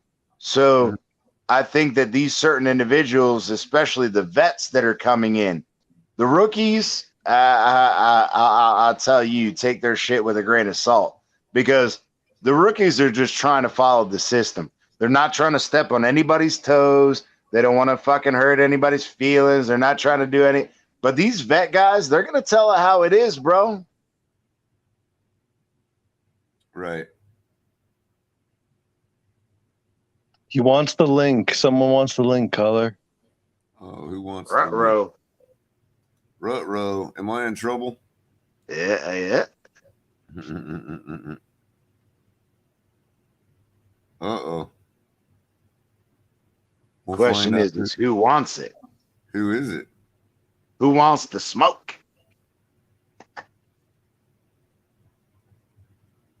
I don't know. Oh, it's Shake. Needed the link again. My name is Rachel John Tier. No, but you know what I was trying to say about the media was what's funny is Keeps cutting out, man. What's funny is They must know he's gonna say something about it's QAnon. They must know yeah. Can you I hear me don't now? know Stephen what's Ross going got that on, shit on yo. lock. it's repressive tolerance. They're like, cut him off now before the thought even happens. He said like North Korea. Cut them off. Cut them off. Oh, Like he's on Culler's show. He's got to say something negative about QAnon. Let's do it. Right. holy fuck. Actually, I'm gonna North say something Korea. negative about the media. But no, the thing about it is too is the media, the people got to take responsible also for the media because it's called supply and demand. As long as the vision sells, they're gonna sell it to us. As long as people click on their links and click on their sites, then it's just like for a long time, Jerry Springer was the #1 rated show, not because they wanted Jerry Springer on the TV, but because Jerry Springer brought ratings, and who brought the ratings? The people. So, Well, that was a fraud, that show. That was honestly, that was a fraud. So then why don't you tell us then, Shake? Staged. And you know, be honest with the audience here. Why don't you tell us why it is truly that your dog hates Tua so much? why my dog hates Tua? Yeah. Which one? I have 3. I have 4. Which one? They all hate Tua? No, just 2 of them. Have you seen anybody about this issue? Like taking them to a vet or something? No. They're just hateful people. That's all. My dogs are just hateful. I was trying to bring back the Jerry Springer. Damn, Shake, why you gotta get the Russian hackers on me, bro? So your dog married a Buffalo fan. Is that what you're saying? Yes, it did. Yep. That's where they went wrong right there. Mm-hmm. And he's been keeping this a secret. And he's been keeping this a secret from you for like 14 years, right? Yeah, my dog likes his butt, so I don't put too much onus into it. So, did you ever think it was not gonna get out? I mean, he was bringing it to the quarters, man. He was bringing it to the quarters. Not only did my dog marry a Buffalo Bill fan, but it was a transsexual devil worshiper. Oh, shit. Wow. There you have it, ladies and gentlemen. A dog That's awkward. That's awkward right there. That's marrying awkward. a Buffalo fan. Oh, yeah. And he's secretly a dog. Yeah, dog. Dog. But good old Jerry. Y'all are crazy. But I'm saying, as long as there's an audience, there's going to be there's going to be a show for it. I know, it's crazy, man. Yeah, it's crazy. And I think a lot of these guys, it's you can't, if you go along with the status quo and you're giving these guys what they want to hear, things start deadening out, and you can't make your money if you're just doing what the fandom wants to hear. And I get it. You have to have healthy debate, and you got to have, conflicting points of view. But at some point, if you're purposefully trying to create chaos just for clicks, that doesn't help the fandom, Oh, that brings me to another thing I wanted to talk about tonight. And I didn't, but I wanted to.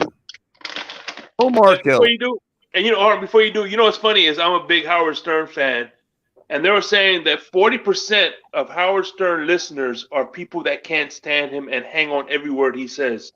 Oh, yeah. Oh, yeah, that was thunder I just heard. One sick, twisted fuck, but they love him. They love to hate him. Yep. That was thunder I just heard. Check this out. Like, who's his best sidekick? Who do you guys like? Robin, Gary? Robin, hands down.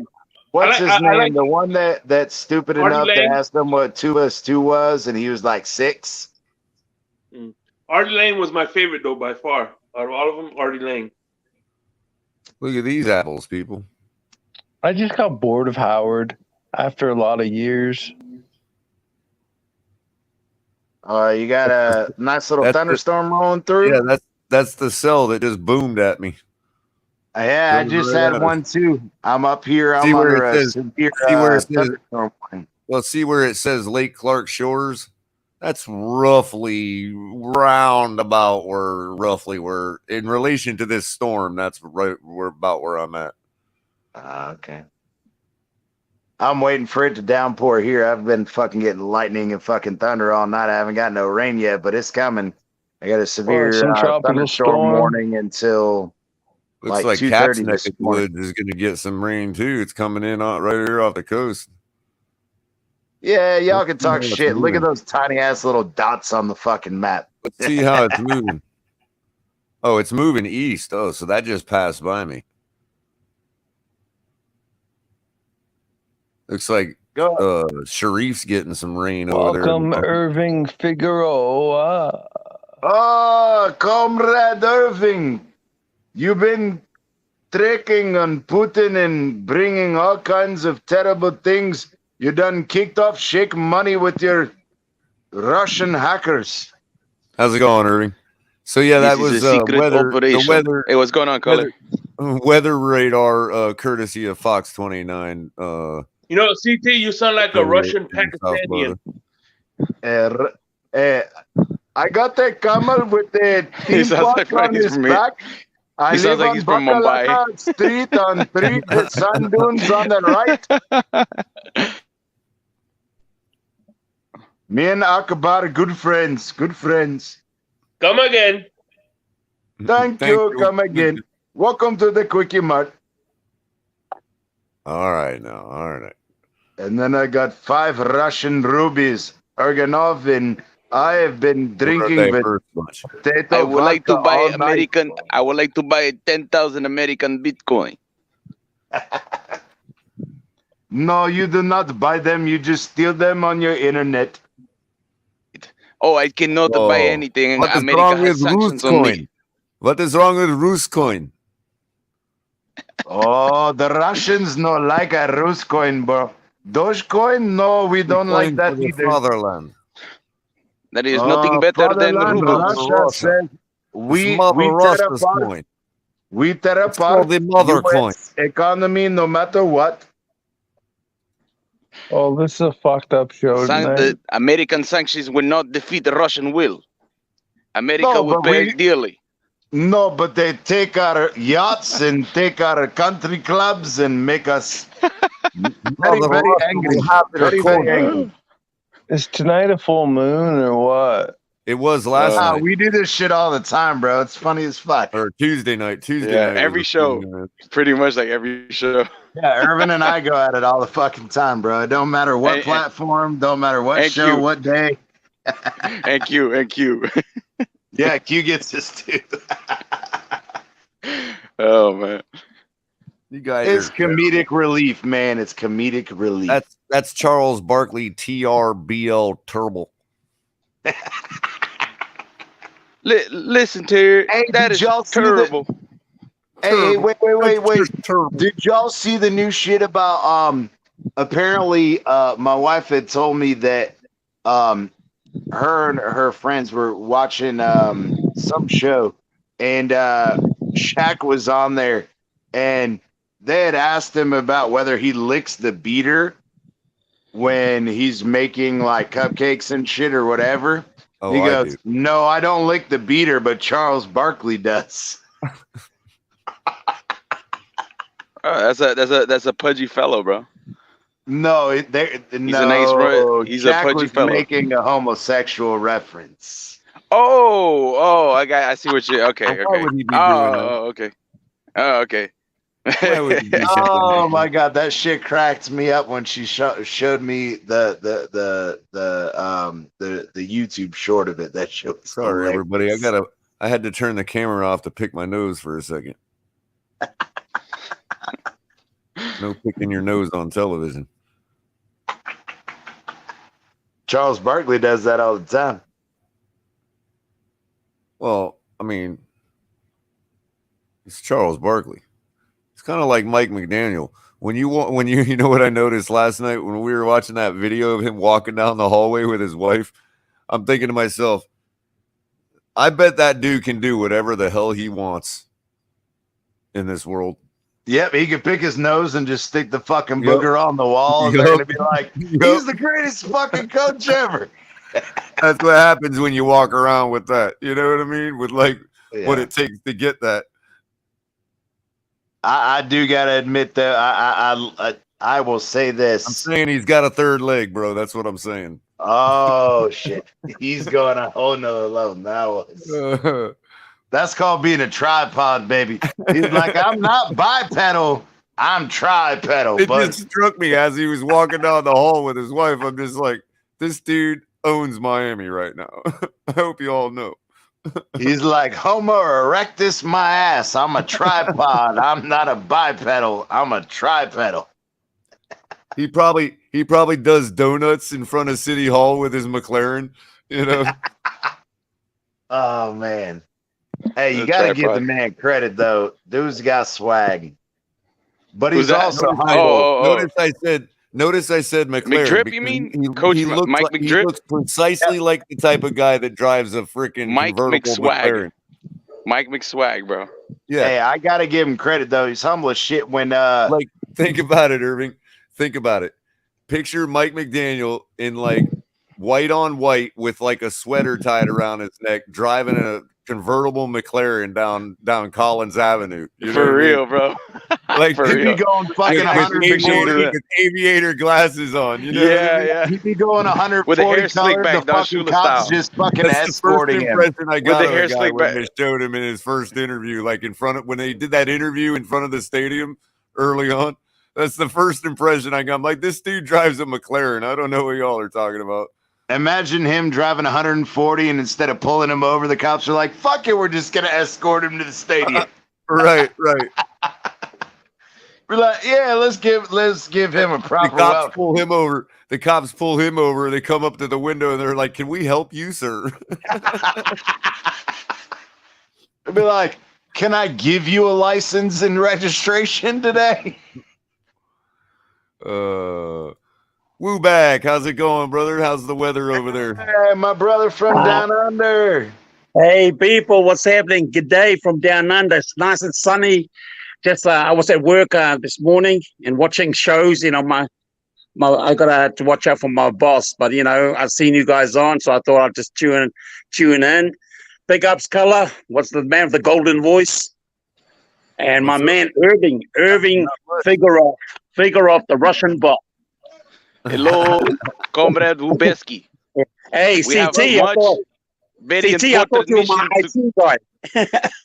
What's going on, Say it Woo? What's again, good, I Woo? couldn't hear you. What did you say? Talofa Uso. Yeah, I said CT sounded when he was doing his Indian impersonation sounded like my IT guy.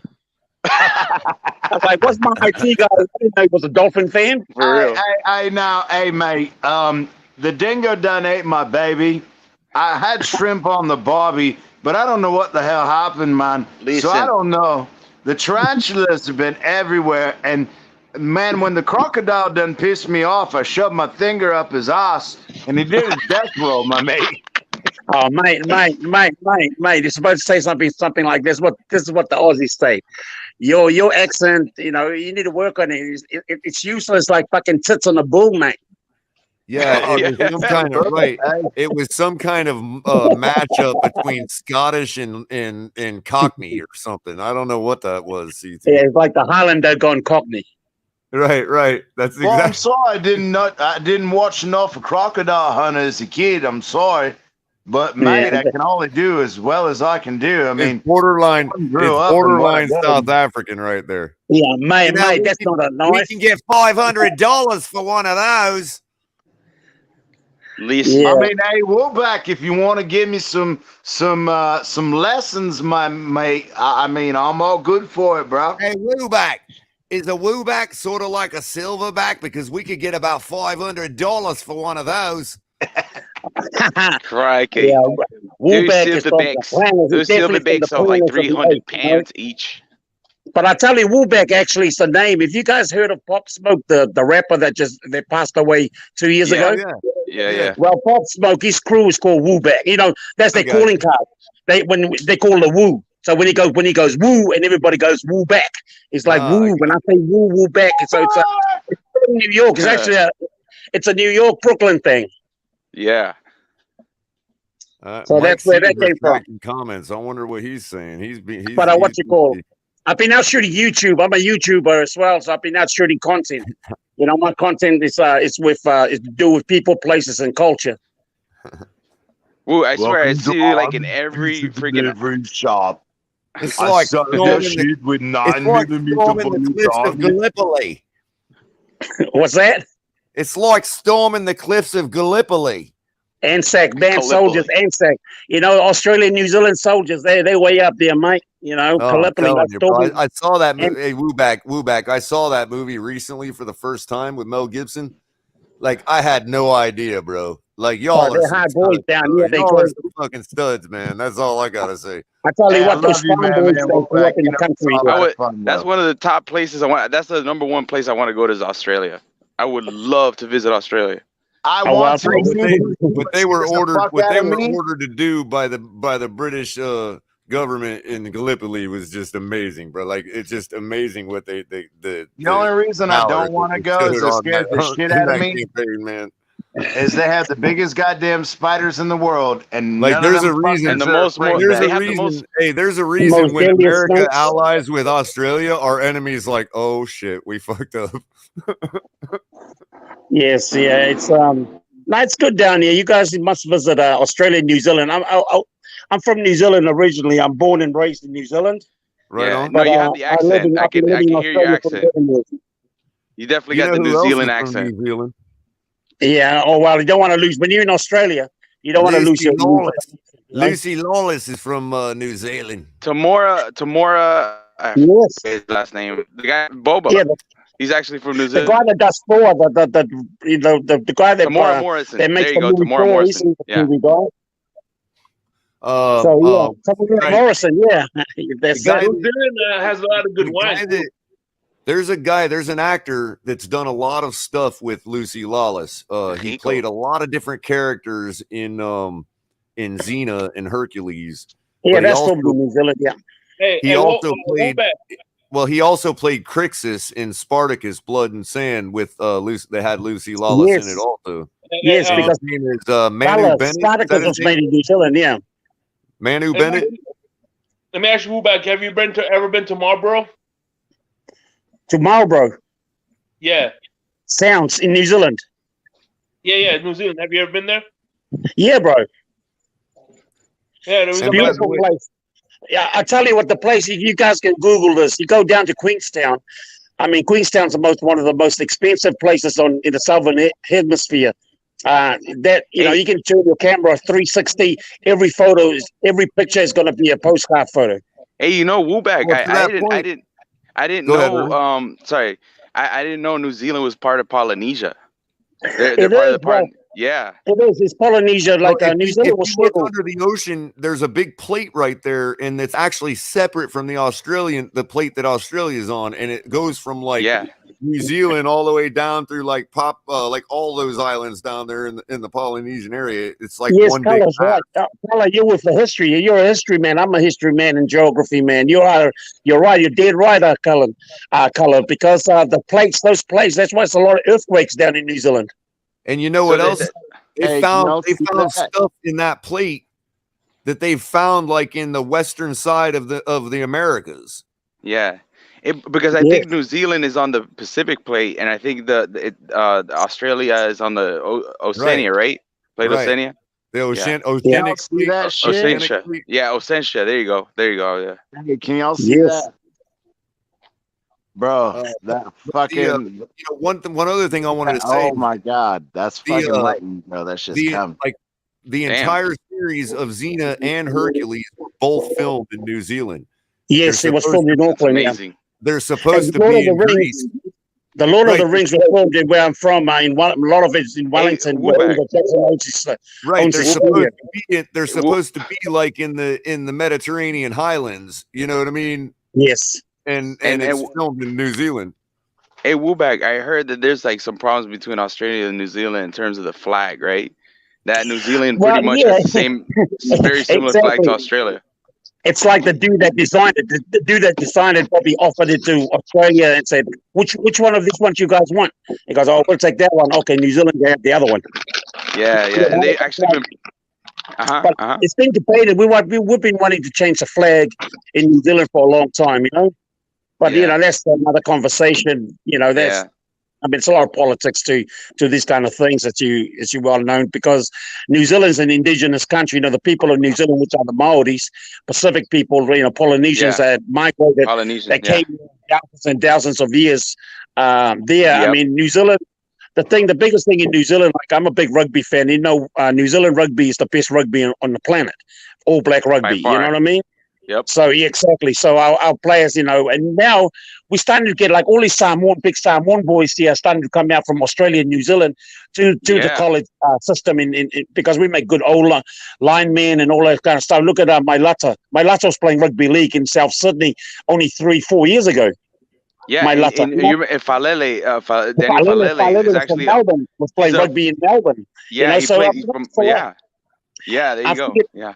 The NFL is starting to send agents down here, you know, to scout out the young kids that probably got potentials to be able to come and go to high school in the States to learn about NFL. I mean, to learn American football. Because, you know, a lot of us grew up on rugby. Rugby's the sport here, you know. And the way you all play that sport, I'd imagine that it's a very, as far as the skill of being able to pull and stuff like that as an offensive lineman in the NFL, with given the schemes that we have, all these zone schemes we run now, it's like I can imagine that, you know. Yeah, but Culler, check this out. So all these professional rugby players, right? And they're getting as much money. The high end guys are playing professional for the same money as our kicker, Miami kicker's getting. Right. Yep. The worst part is it's not only that, it's also one thing that I love about rugby, because I watch it quite a bit, is these guys, it's not even the tenacity and the toughness, but it is so underrated how fast some of these guys are. I mean, it is insane. I watched a couple clips the other day. Dude, they are hauling ass down a fucking entire field, and they're weaving in and out of guys. And I'm sorry, but even here in America, we don't have running backs with the same type. And again, I get it. They're not wearing pads, but you gotta give them credit.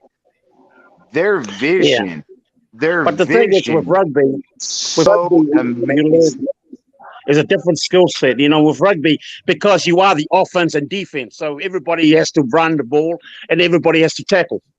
You know what I mean? So I get that, but I'm saying their field vision, like they see things much fucking better than American football players see a field.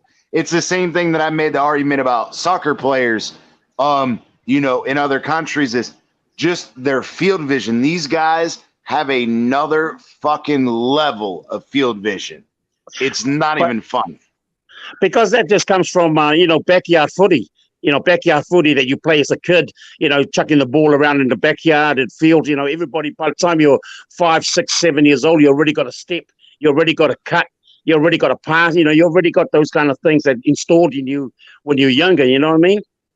Yep. Same well, thing. Yeah, I get that. But I'm saying, like, they anticipate how people move before they do much better than football players. Because I've watched so many rugby matches where these guys, they've got 7 guys running at them, and it's one single guy, and he's anticipating not just where one guy's going to be in one guy's angle. He's looking at multiple guys and anticipating all of their movements. You get that with guys like Walter Payton, Lamar Jackson, Michael Vick, Larry. Yeah, but we're talking about elite guys in our sports but we are talking about average guys. Right. I got you. Yeah. It's a matter of course for them. I get it. Bro, they are fucking amazing in their field vision. Yeah, but I mean, that's in time for final thoughts because I'm probably going to dwindle it down. We're at the 2 hour mark, and let's face it, there just ain't too much to talk about. But I gotta save myself a little. There's always stuff to talk about. It's just. I know. I'm just kidding. I'm just picking. If I let it devolve, it'll go all night. You know how I've been lately. But I was hoping to maybe do something middle of the day tomorrow, save a little energy for tomorrow.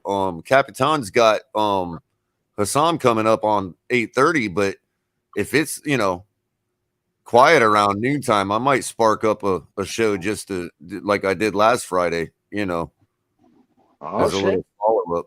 Let this one digest a little bit.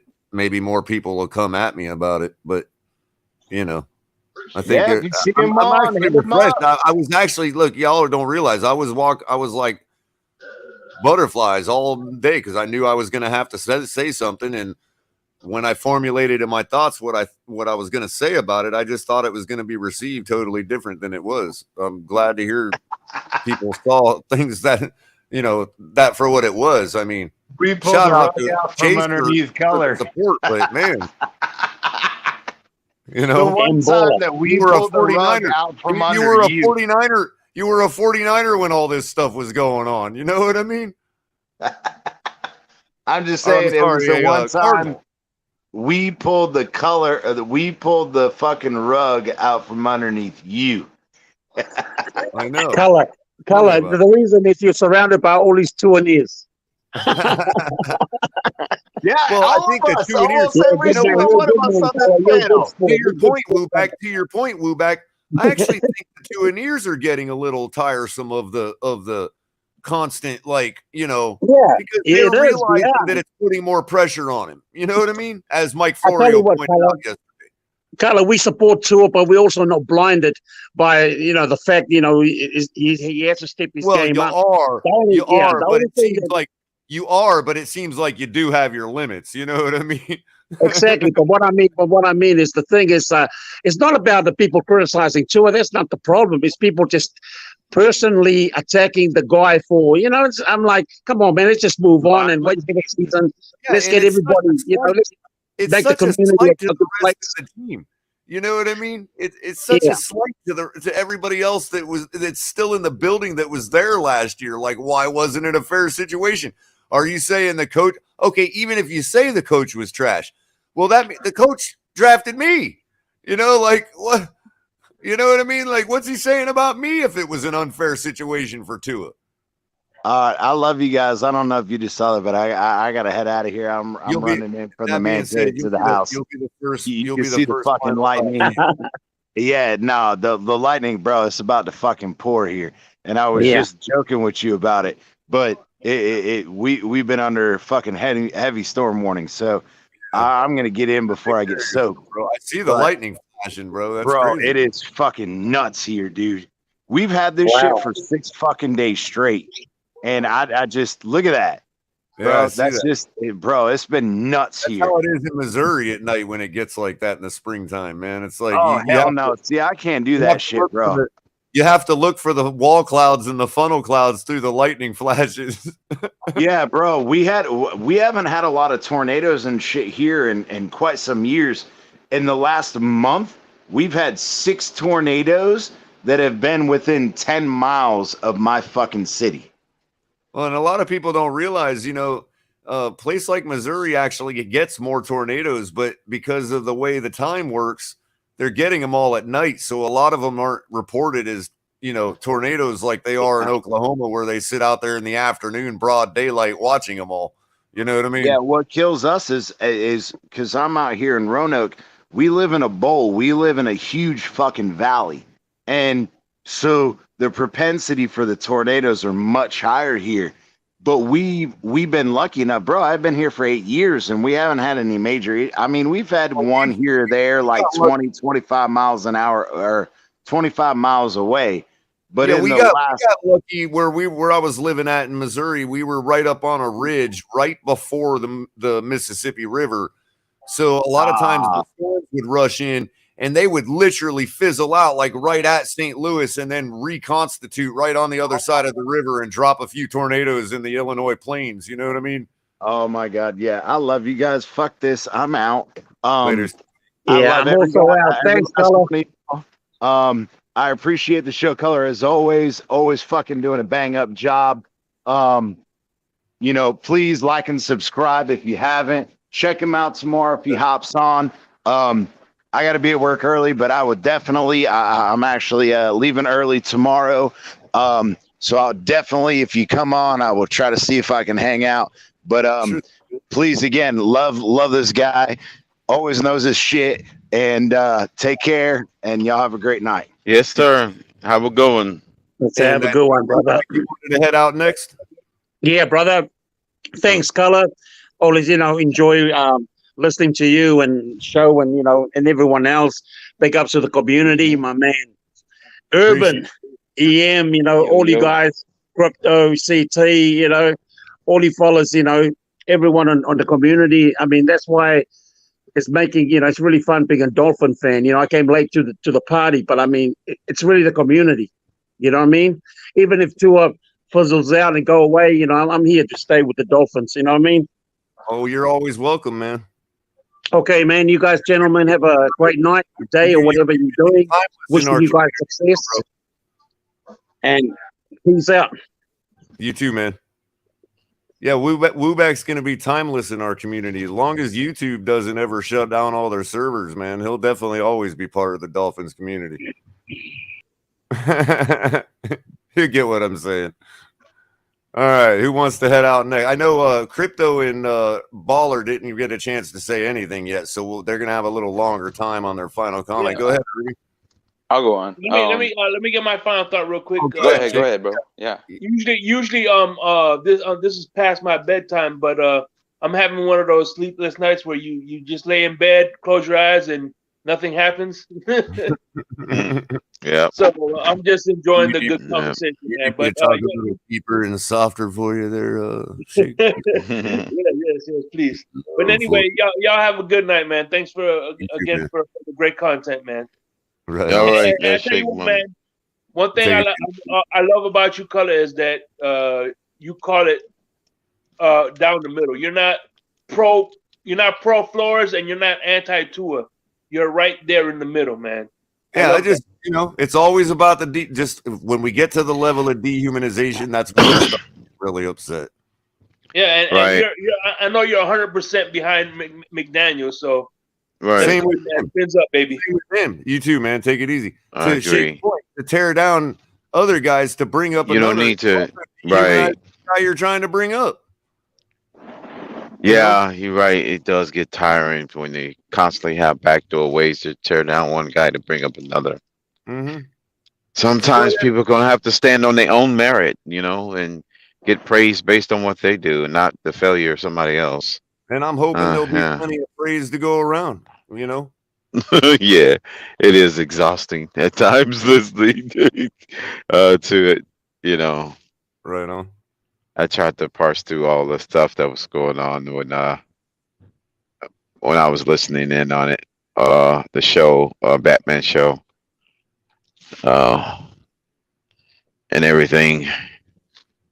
And sometimes, you got guys have different resumes, come from different coaching trees and different ones.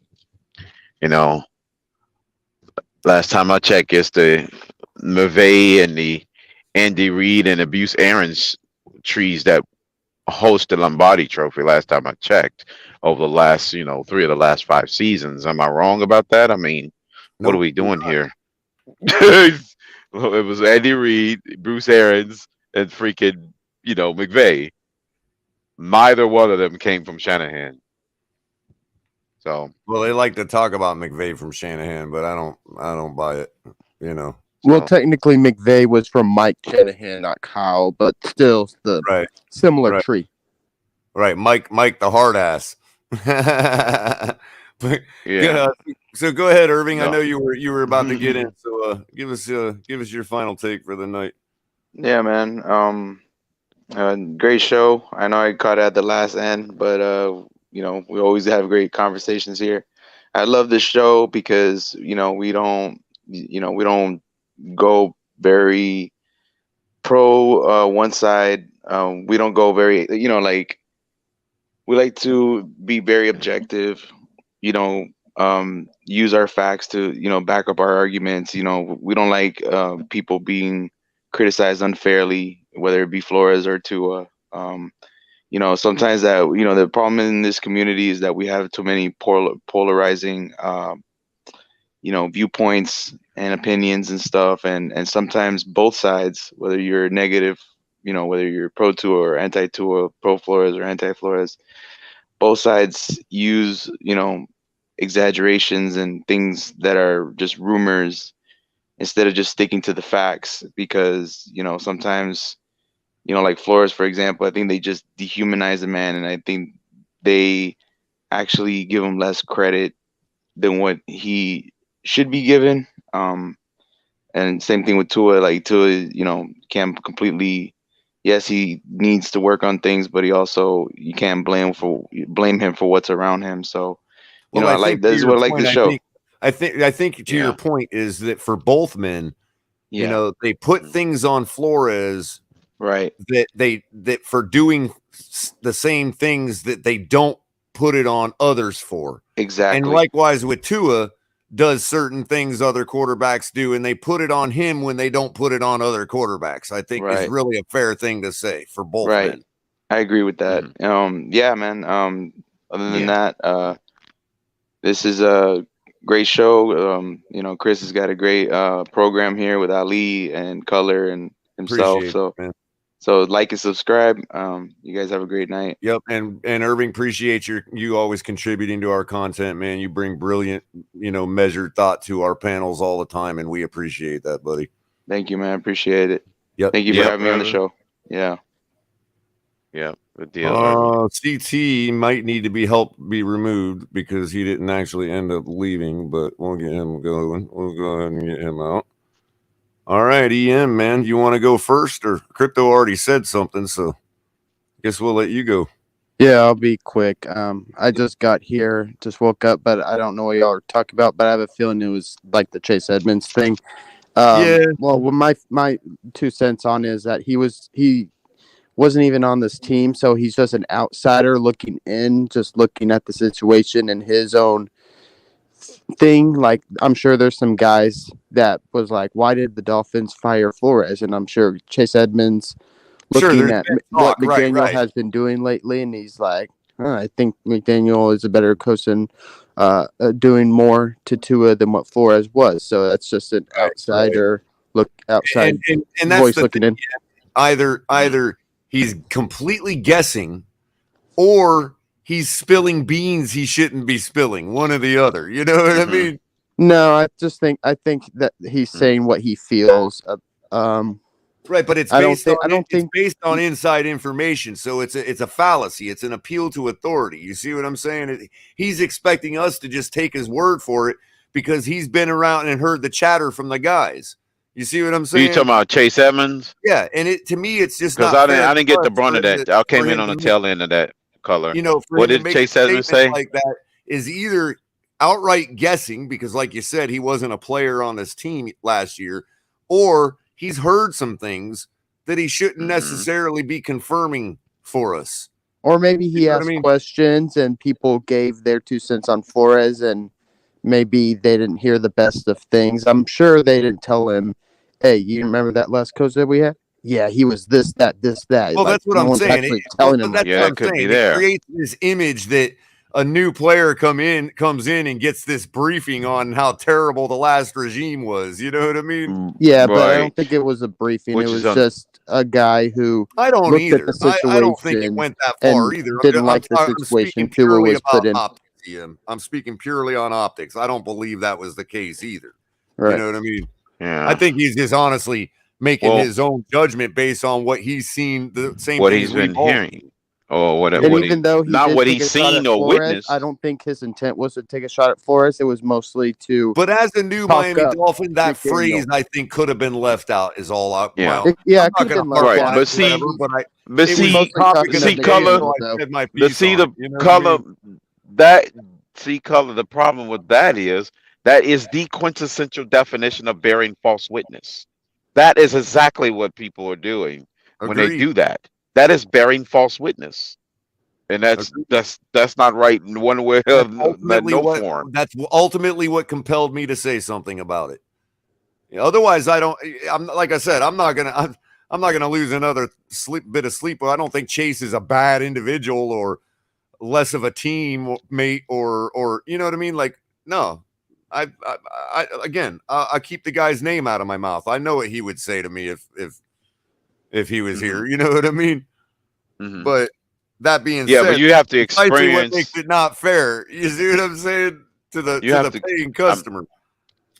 because every coaching staff is different. It's not cookie cutter. You know, where you got everything is exactly the same as everything Again, across the board. There's no what's such the thing as a cookie cutter coaching staff. right? But what's the unfair thing? We've litigated all these things. Didn't provide good coaching. Didn't provide good offensive staff. Didn't get good offensive players around him. We've litigated all this stuff. And Right. that's So if what you he's can pretty say it's an much unfair talking about, the situation, offensive side of the ball that Flores has been it's still the part. same I'm unfair gonna situation. Hey, but color, I'm going to coin. You know, I like coining new phrases. I'm going to call that the 1/3 litigation, meaning we always litigating what he didn't do for 1/3 of the team. So I'm Right. going to coin that the 1/3 litigation. Fair of enough, but Flores. crypto, I didn't want my point to be lost. My point was that if part of creating an unfair situation was bringing incompetent players in to support Tua, well, 99% of those players are still here. Is it still an unfair situation? Well, Oh, no you saying one. because they haven't gotten rid of the player, they haven't gotten rid of personnel that was I unsatisfied. mean, yeah, we made That's moves your to argument. improve Yeah. our roster, but I mean, As far as the people that's doing all the the complaining, people quote that unquote, created the they're unfair not removed. situation are still on the team. Yeah, well, yeah, they haven't been removed. The offensive linemen that didn't block properly, the running backs that didn't run enough, minus Duke Johnson. Yeah, right. Yeah, a good but there's a percentage reason of them. why I we would say kept so that. many defensive players is because even McDaniel acknowledged, hey, for Flores' faults, he was a heck of a defensive coach, and he knew what personnel to get for this type of defense. But So that's why he kept the defense. But no one giving the Miami news media that memo that you just said. Apparently, they don't have that memo because Flores doesn't even get credit for that. And what you're saying, EM, is the only reason that I'm nitpicking that one little piece of what Chase said. Like, I'm not nitpicking his support for Tua. I get it. But that part about he had an unfair situation for a guy who's been in the room for 5 minutes to say something like that is just like, come on, man. Yeah, it's but it's an outsider Yeah, looking. Hey, it's an outsider looking in as far as an offensive side of the ball. I mean, he never said, "Oh, he didn't have an offense or defense." No, he was pretty much saying, "I don't feel like he had a good enough offense." The average person looks at him as an authority because he's in the building right now. So what I'm saying is, it's completely gaslighting people, like myself. It's like, oh, you don't know what you were looking at. It was an unfair situation. I mean, that's fair, but I mean, he had his opinion, and he wasn't really trying to. So he was talking as if he was already on the team. He was mostly gaslighting McDaniel, saying, "Oh, McDaniel is just that so dude." In support of Tua, how many more players are we going to? Do we as a fan base have to be gaslighted by till they've decided that they've shown Tua enough support? I mean, they have already shown Tua all the support. A lot. You know, the players are supporting him. Now it's to the point where it's overkill. And I'm going to use that dreaded word, overkill. So my question stands: how much more gaslighting do we have to suffer until they've decided it's enough? What do you mean? Yeah. They can gaslight Tua all they want. No, Tua's they got to be the one gaslight to perform. us, bro. What? No, gaslighting me and you and the fan base. What Chase Edmonds said The players today don't is even really gaslighting. care, to be honest with you. Well, at least at this stage, I would hope they don't care about the last regime. Then they're really screwed. If they're still looking backwards, then they not worried about what's in front of them. Nobody's gaslighting. I Tua. hope the players ain't behaving like the Miami media. Tua. We're not trying to claim that Tua is imagining things because we don't know what he sees. We're not in the building. We can't make that judgment. So to tell us that what we've seen on the field is not reality because it was an unfair situation that we had no idea about, that's gaslighting us. That's telling us we don't know what the fuck we're talking about. No, they're not saying that. They're pretty much saying is that Tua could be better with a better situation, and this is that better situation. They're not saying that. No, he's a more fair situation. Yeah. Yes. That's what they're stating on and paper. now that he's got a more fair situation, you could see this Alabama Tua like there's 31 other quarterbacks that are like, how can I get in on that pie? Exactly, and I appreciate the fan base, but I appreciate the Chris Greer and McDaniel for saying we're going all in on Tua. If he doesn't do well, we're going to get rid of him, and then we can plug in any quarterback we feel like. No, right, but so then what he's offering is a reason plug or an and play at this excuse stage. for why we haven't. That's seen why nobody gets a pass. From Tua yet. It's gaslighting us. Either we don't know about what affected Tua, or Tua is really better than we saw, and we just don't know what we're looking at. We know what we're looking at. We know Tua's weaknesses, but we also don't know his ceiling. McDaniel wants to see what Tua's ceiling is if it's good enough to be his quarterback. I got you. I mean, I don't disagree with you. Well, he told us that. He told us that he can get to his ceiling. He wants to get the very best out of Tua, and if it's like Jimmy G's ceiling, then he'll probably find another quarterback eventually. Well, as a word of advice to a guy that's been in the room for 5 minutes, going forward, hey, keep the support up. Keep being hyperbolic for all I care. Tell us that Tua is a better quarterback than Kyler. Whatever you got to say. But don't tell me that he was in an unfair situation. Even if it's true, I don't need to hear it from him.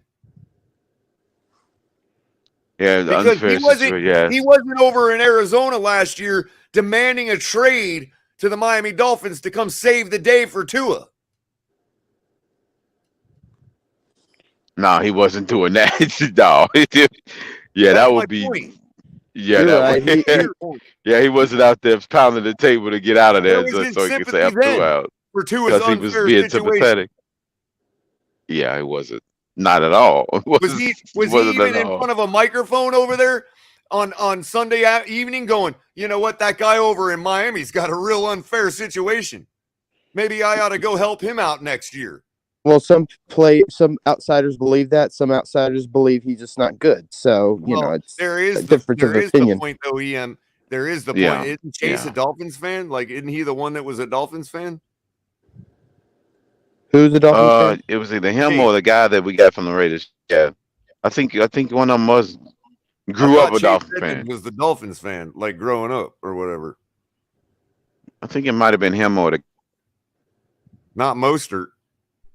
Was it Mostert? No, I forget which one. I lose track. CT, yeah, I forget which one. Bro, because you're back all of a sudden. What you say? Oh, CT must have heard something he didn't like because he came back. I don't know. No, I was trying to hang out until backstage, but okay. I'll throw you back in here, bro. No, I lost power like 2 or 3 times already. It's fucking nuts here, bro. Hail and everything.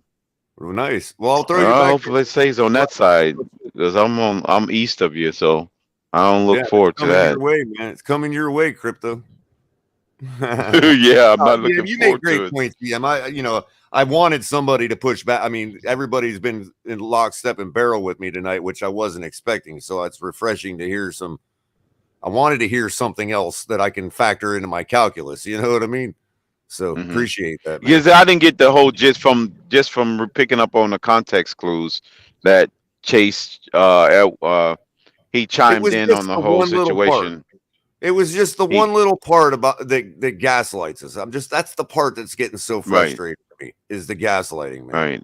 Yeah, but these Let's players just can move on. gaslight Tua all they want. If he doesn't perform, it doesn't matter. Right, but that's what I'm saying. It's Yeah, like it show me what doesn't. I was But supposed then to see again, last year. in that situation, to be totally fair to Tua, even if he doesn't pan out, and they just pin it on the quarterback only, and then who's to say McDaniel is not excused from making bonehead decisions But that's cost us a Bill, you make a Well, great you know, point. that cost us a But yeah, game that has but nothing to yeah, do with Tua. But when we So he'd flip be on it, the hook too.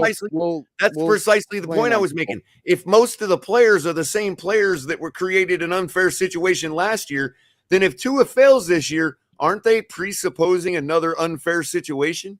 Well, the offense has changed a lot, though. So, but the line hasn't. No, it didn't. The offensive line, yeah, the line is pretty Other much than intact bringing in except the one, coaches. two players. Well, yeah, they added 2 stud offensive linemen, 1 elite player and 1 very good Which player. means that's an immediate upgrade. Fair enough.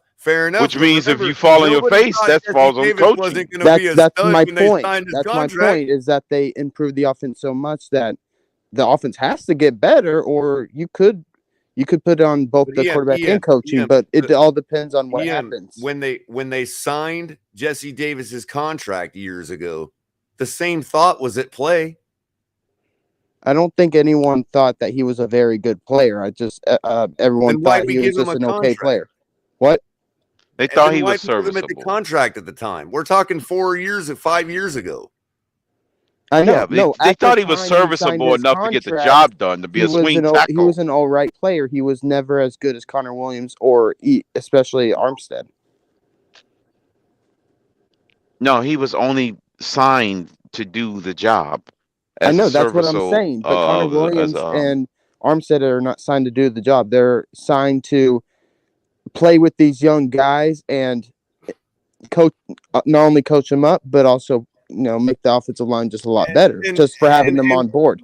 And what I mean, I get that they want to win, but like, okay, if Armstead blows the tackle and takes and causes our quarterback to lose, and nobody's going to pound the table to get rid of the guy. I mean, I can only imagine what the narrative will be. Well, there's a veteran guy. If he gives up 1 sack all season, I think we'll take that. But Jesse Davis, fair, all of what you just said is such a risky thing to do that it still sets them up to say it was an unfair situation this year.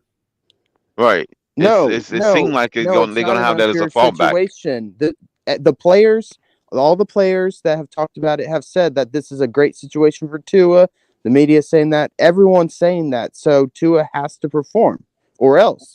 I don't recall anybody saying it was a bad situation last year. I know, but when you add, no, they didn't tell us not at all, because remember we went out and got Will Fuller, hoping he would be our version of Tyreek Hill with all the speed.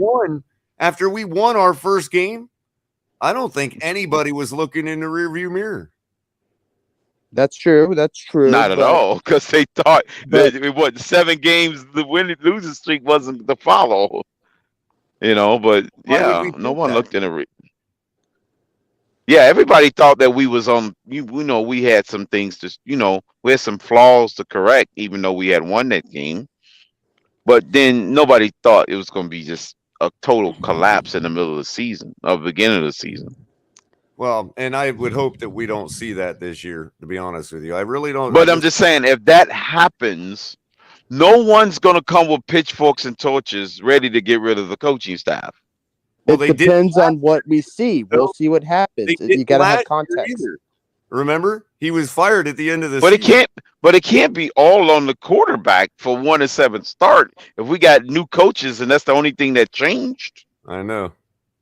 It can't be. If the personnel is the same and only the coaching is the Brooks of what changed, they should be getting the brunt of the blame. They was the one that was called. I don't see how you say that, because you can sit there and you can take the same core car frame, put a different body on it. It's still a Chevette.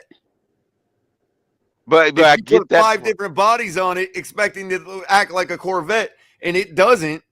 you're not going to keep saying that it's the body's fault. But yeah, I get that part. But I'm just saying, as far as what we were being told by the owner and the management, that's the only primary thing we needed to fix was coaching. And if the And personnel offense stayed the same, and it offensive barely personnel, because we changes. do got new offensive personnel. Well, to me, Crypto, it But would. yeah, but it was the coaching that was brought along with that But and offensive to me, personnel. Yeah, Crypto, that You're yeah, not going would it's to prove throw mostly them away wrong. Tyreek Hill and blame Tyreek Hill unless he's But just that would dropping prove every them pass that's wrong. thrown to In him. my opinion, Crypto, that would prove them wrong, and then they would have to look towards what the actual reason is.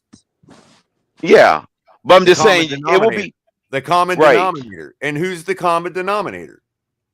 Tua and Greer. Would be Tua and Fair Greer enough. at that point Fair because enough, he did Ian. all the grocery shopping. Fair Because enough. he the one If told we us the groceries struggle, was To fine. add Greer, McDaniel's not going. that's fair enough. Yeah, Greer's gone and Tua's gone. If we not, I'm not going to say struggle, but if we don't do as well as we hope. Right. Those are the Crypto, roster change will be Tua and Greer. Yes.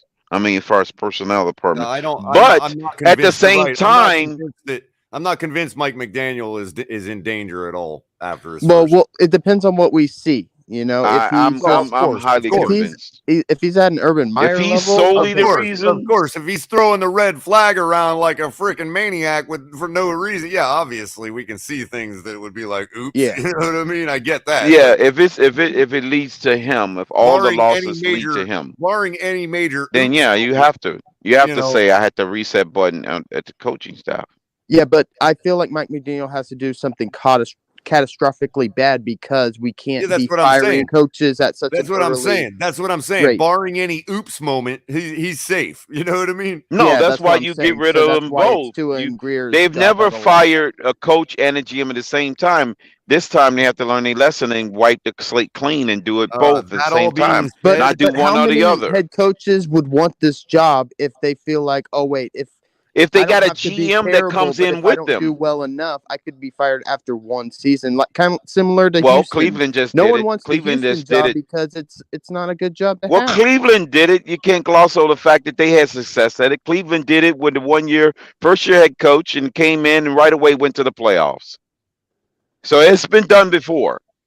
Yeah, but the head coach of the Browns was fired because he was so incompetent, not only on the field but off the And field. that's what they're accusing Flores of. He wouldn't. And if Hey, he's wait a minute. incompetent, Wait a Yeah, minute. but if Flores this coaching lasted- staff is Jackson- incompetent, Yeah, Hugh but Jackson and he's Flores got all lasted these two weapons and seasons can't as win well. with it. Whoa. Hugh Jackson claimed the same thing, that they'd offered him money to lose. Yeah, they did. Exactly. But I'm just saying, if this coaching staff has the same level of incompetency on the offensive side as Flores had, on the defensive side, Flores had an offense, and they end up with the same result, I don't see why Stephen Ross wouldn't give them the axe, because it'd be the same result. But remember, Greer is still going to be a member of the Miami Dolphins. He's just going to fall upward. You know how that works, Crypto. I don't think he's going to get fired out of the building. I think he's going to fall upward. I don't know. There's nowhere else to go. What, are you going to take Marino's job? Vice president I don't of think football it'll operations. be Ross's job to fire the head coach. If like I said, if we get a new GM, I feel like we'll have that final decision. Right. But that's what I'm saying. That you have to do it in a tandem, because you get forcing one to work underneath another one. That stuff starts the problem. Yeah, that's what Ross has been doing. Yeah, but that's what I'm saying. Ross can't be making these decisions. Ross has If to he fired Greer, that new GM guaranteed gonna fire McDaniel and start over. If they don't get the results, given that what Greer gave them on from the personnel standpoint, and say, dude, we just gave you one of the best offenses on paper, and you didn't do jack with it. So I want my own guys in there. I know that there's no guarantee that he would fire him. So that all being that, on that note, I'm gonna wrap it up. But thank you, EM, for your comments. Thank you, Crypto. Hang out a second. I'm gonna let Jordan get a final thought in, because I think he was having. All right, y'all have a good night. Later. Have a good night. You said Jordan. I guess I'm just getting anxious. That's all. I know we all are, man. I'm feeling it. My heart's palpitating right now, bro. So I want to. I know what they mean by check your pulse, bro. It's like, damn, man. Let's get the Well, game they on. can't never say that to me because I wear a Garmin sports watch that checks my pulse 24/7 around the clock. So they're I the was ones that need thinking to check about their getting pulse. a health watch. You know what's funny about that too, Jordan, is like when we're let's say it 2 or 3 games to the end of the season, we're all going to be going, where the hell did the season go? It comes Right? and goes so It's my fast, biggest man. fear. My biggest Anyway. fear is that we cannot pull a doozy. I told you we cannot pull a doozy coming out of the gate. I don't think we can afford to, man. Really. We The way the schedule is made, I've done it. Avoid the death spiral, and we'll be fine. the first We have to game is avoid at home, New England, We have right? to avoid the death spiral. We've got New England at home on. And then we play the Jets at the end of the season, the last game. Hopefully, that's a meaningful game. Yep. What do you think? If it is meaningful and we need to win that game to get in, and they need to win to get in, oh boy, watch out. 1994, New England at Miami. Do you remember that game? That was a roughly. classic. Didn't Bledsoe and Marino combine for over 800 yards in that game? I believe in that game. Yeah, that was an opening game. I was in boot camp upstairs in the rec room when I saw the final quarter of that game. I remember exactly where I was at. It was in Fort Benning, Georgia. 9 years old. I remember that game. He threw that touchdown pass on 4th and 10 to Urban Fryer. I'm hoping more like New England, Miami, 1990, when Marino threw 4 interceptions and battled it back to win the game in the 4th quarter. Yep. Either case, appreciate you guys. Everybody like and share this video. I'm going to catch you at some point tomorrow, maybe early, maybe around noon. I don't want to, maybe really early. We'll see what happens. But appreciate everybody being here. Appreciate all the support everybody's showing the Fins Tailgate. Yeah. Myself, Color Commentary, Ali, everybody at the family. We all appreciate you. Y'all have a great evening.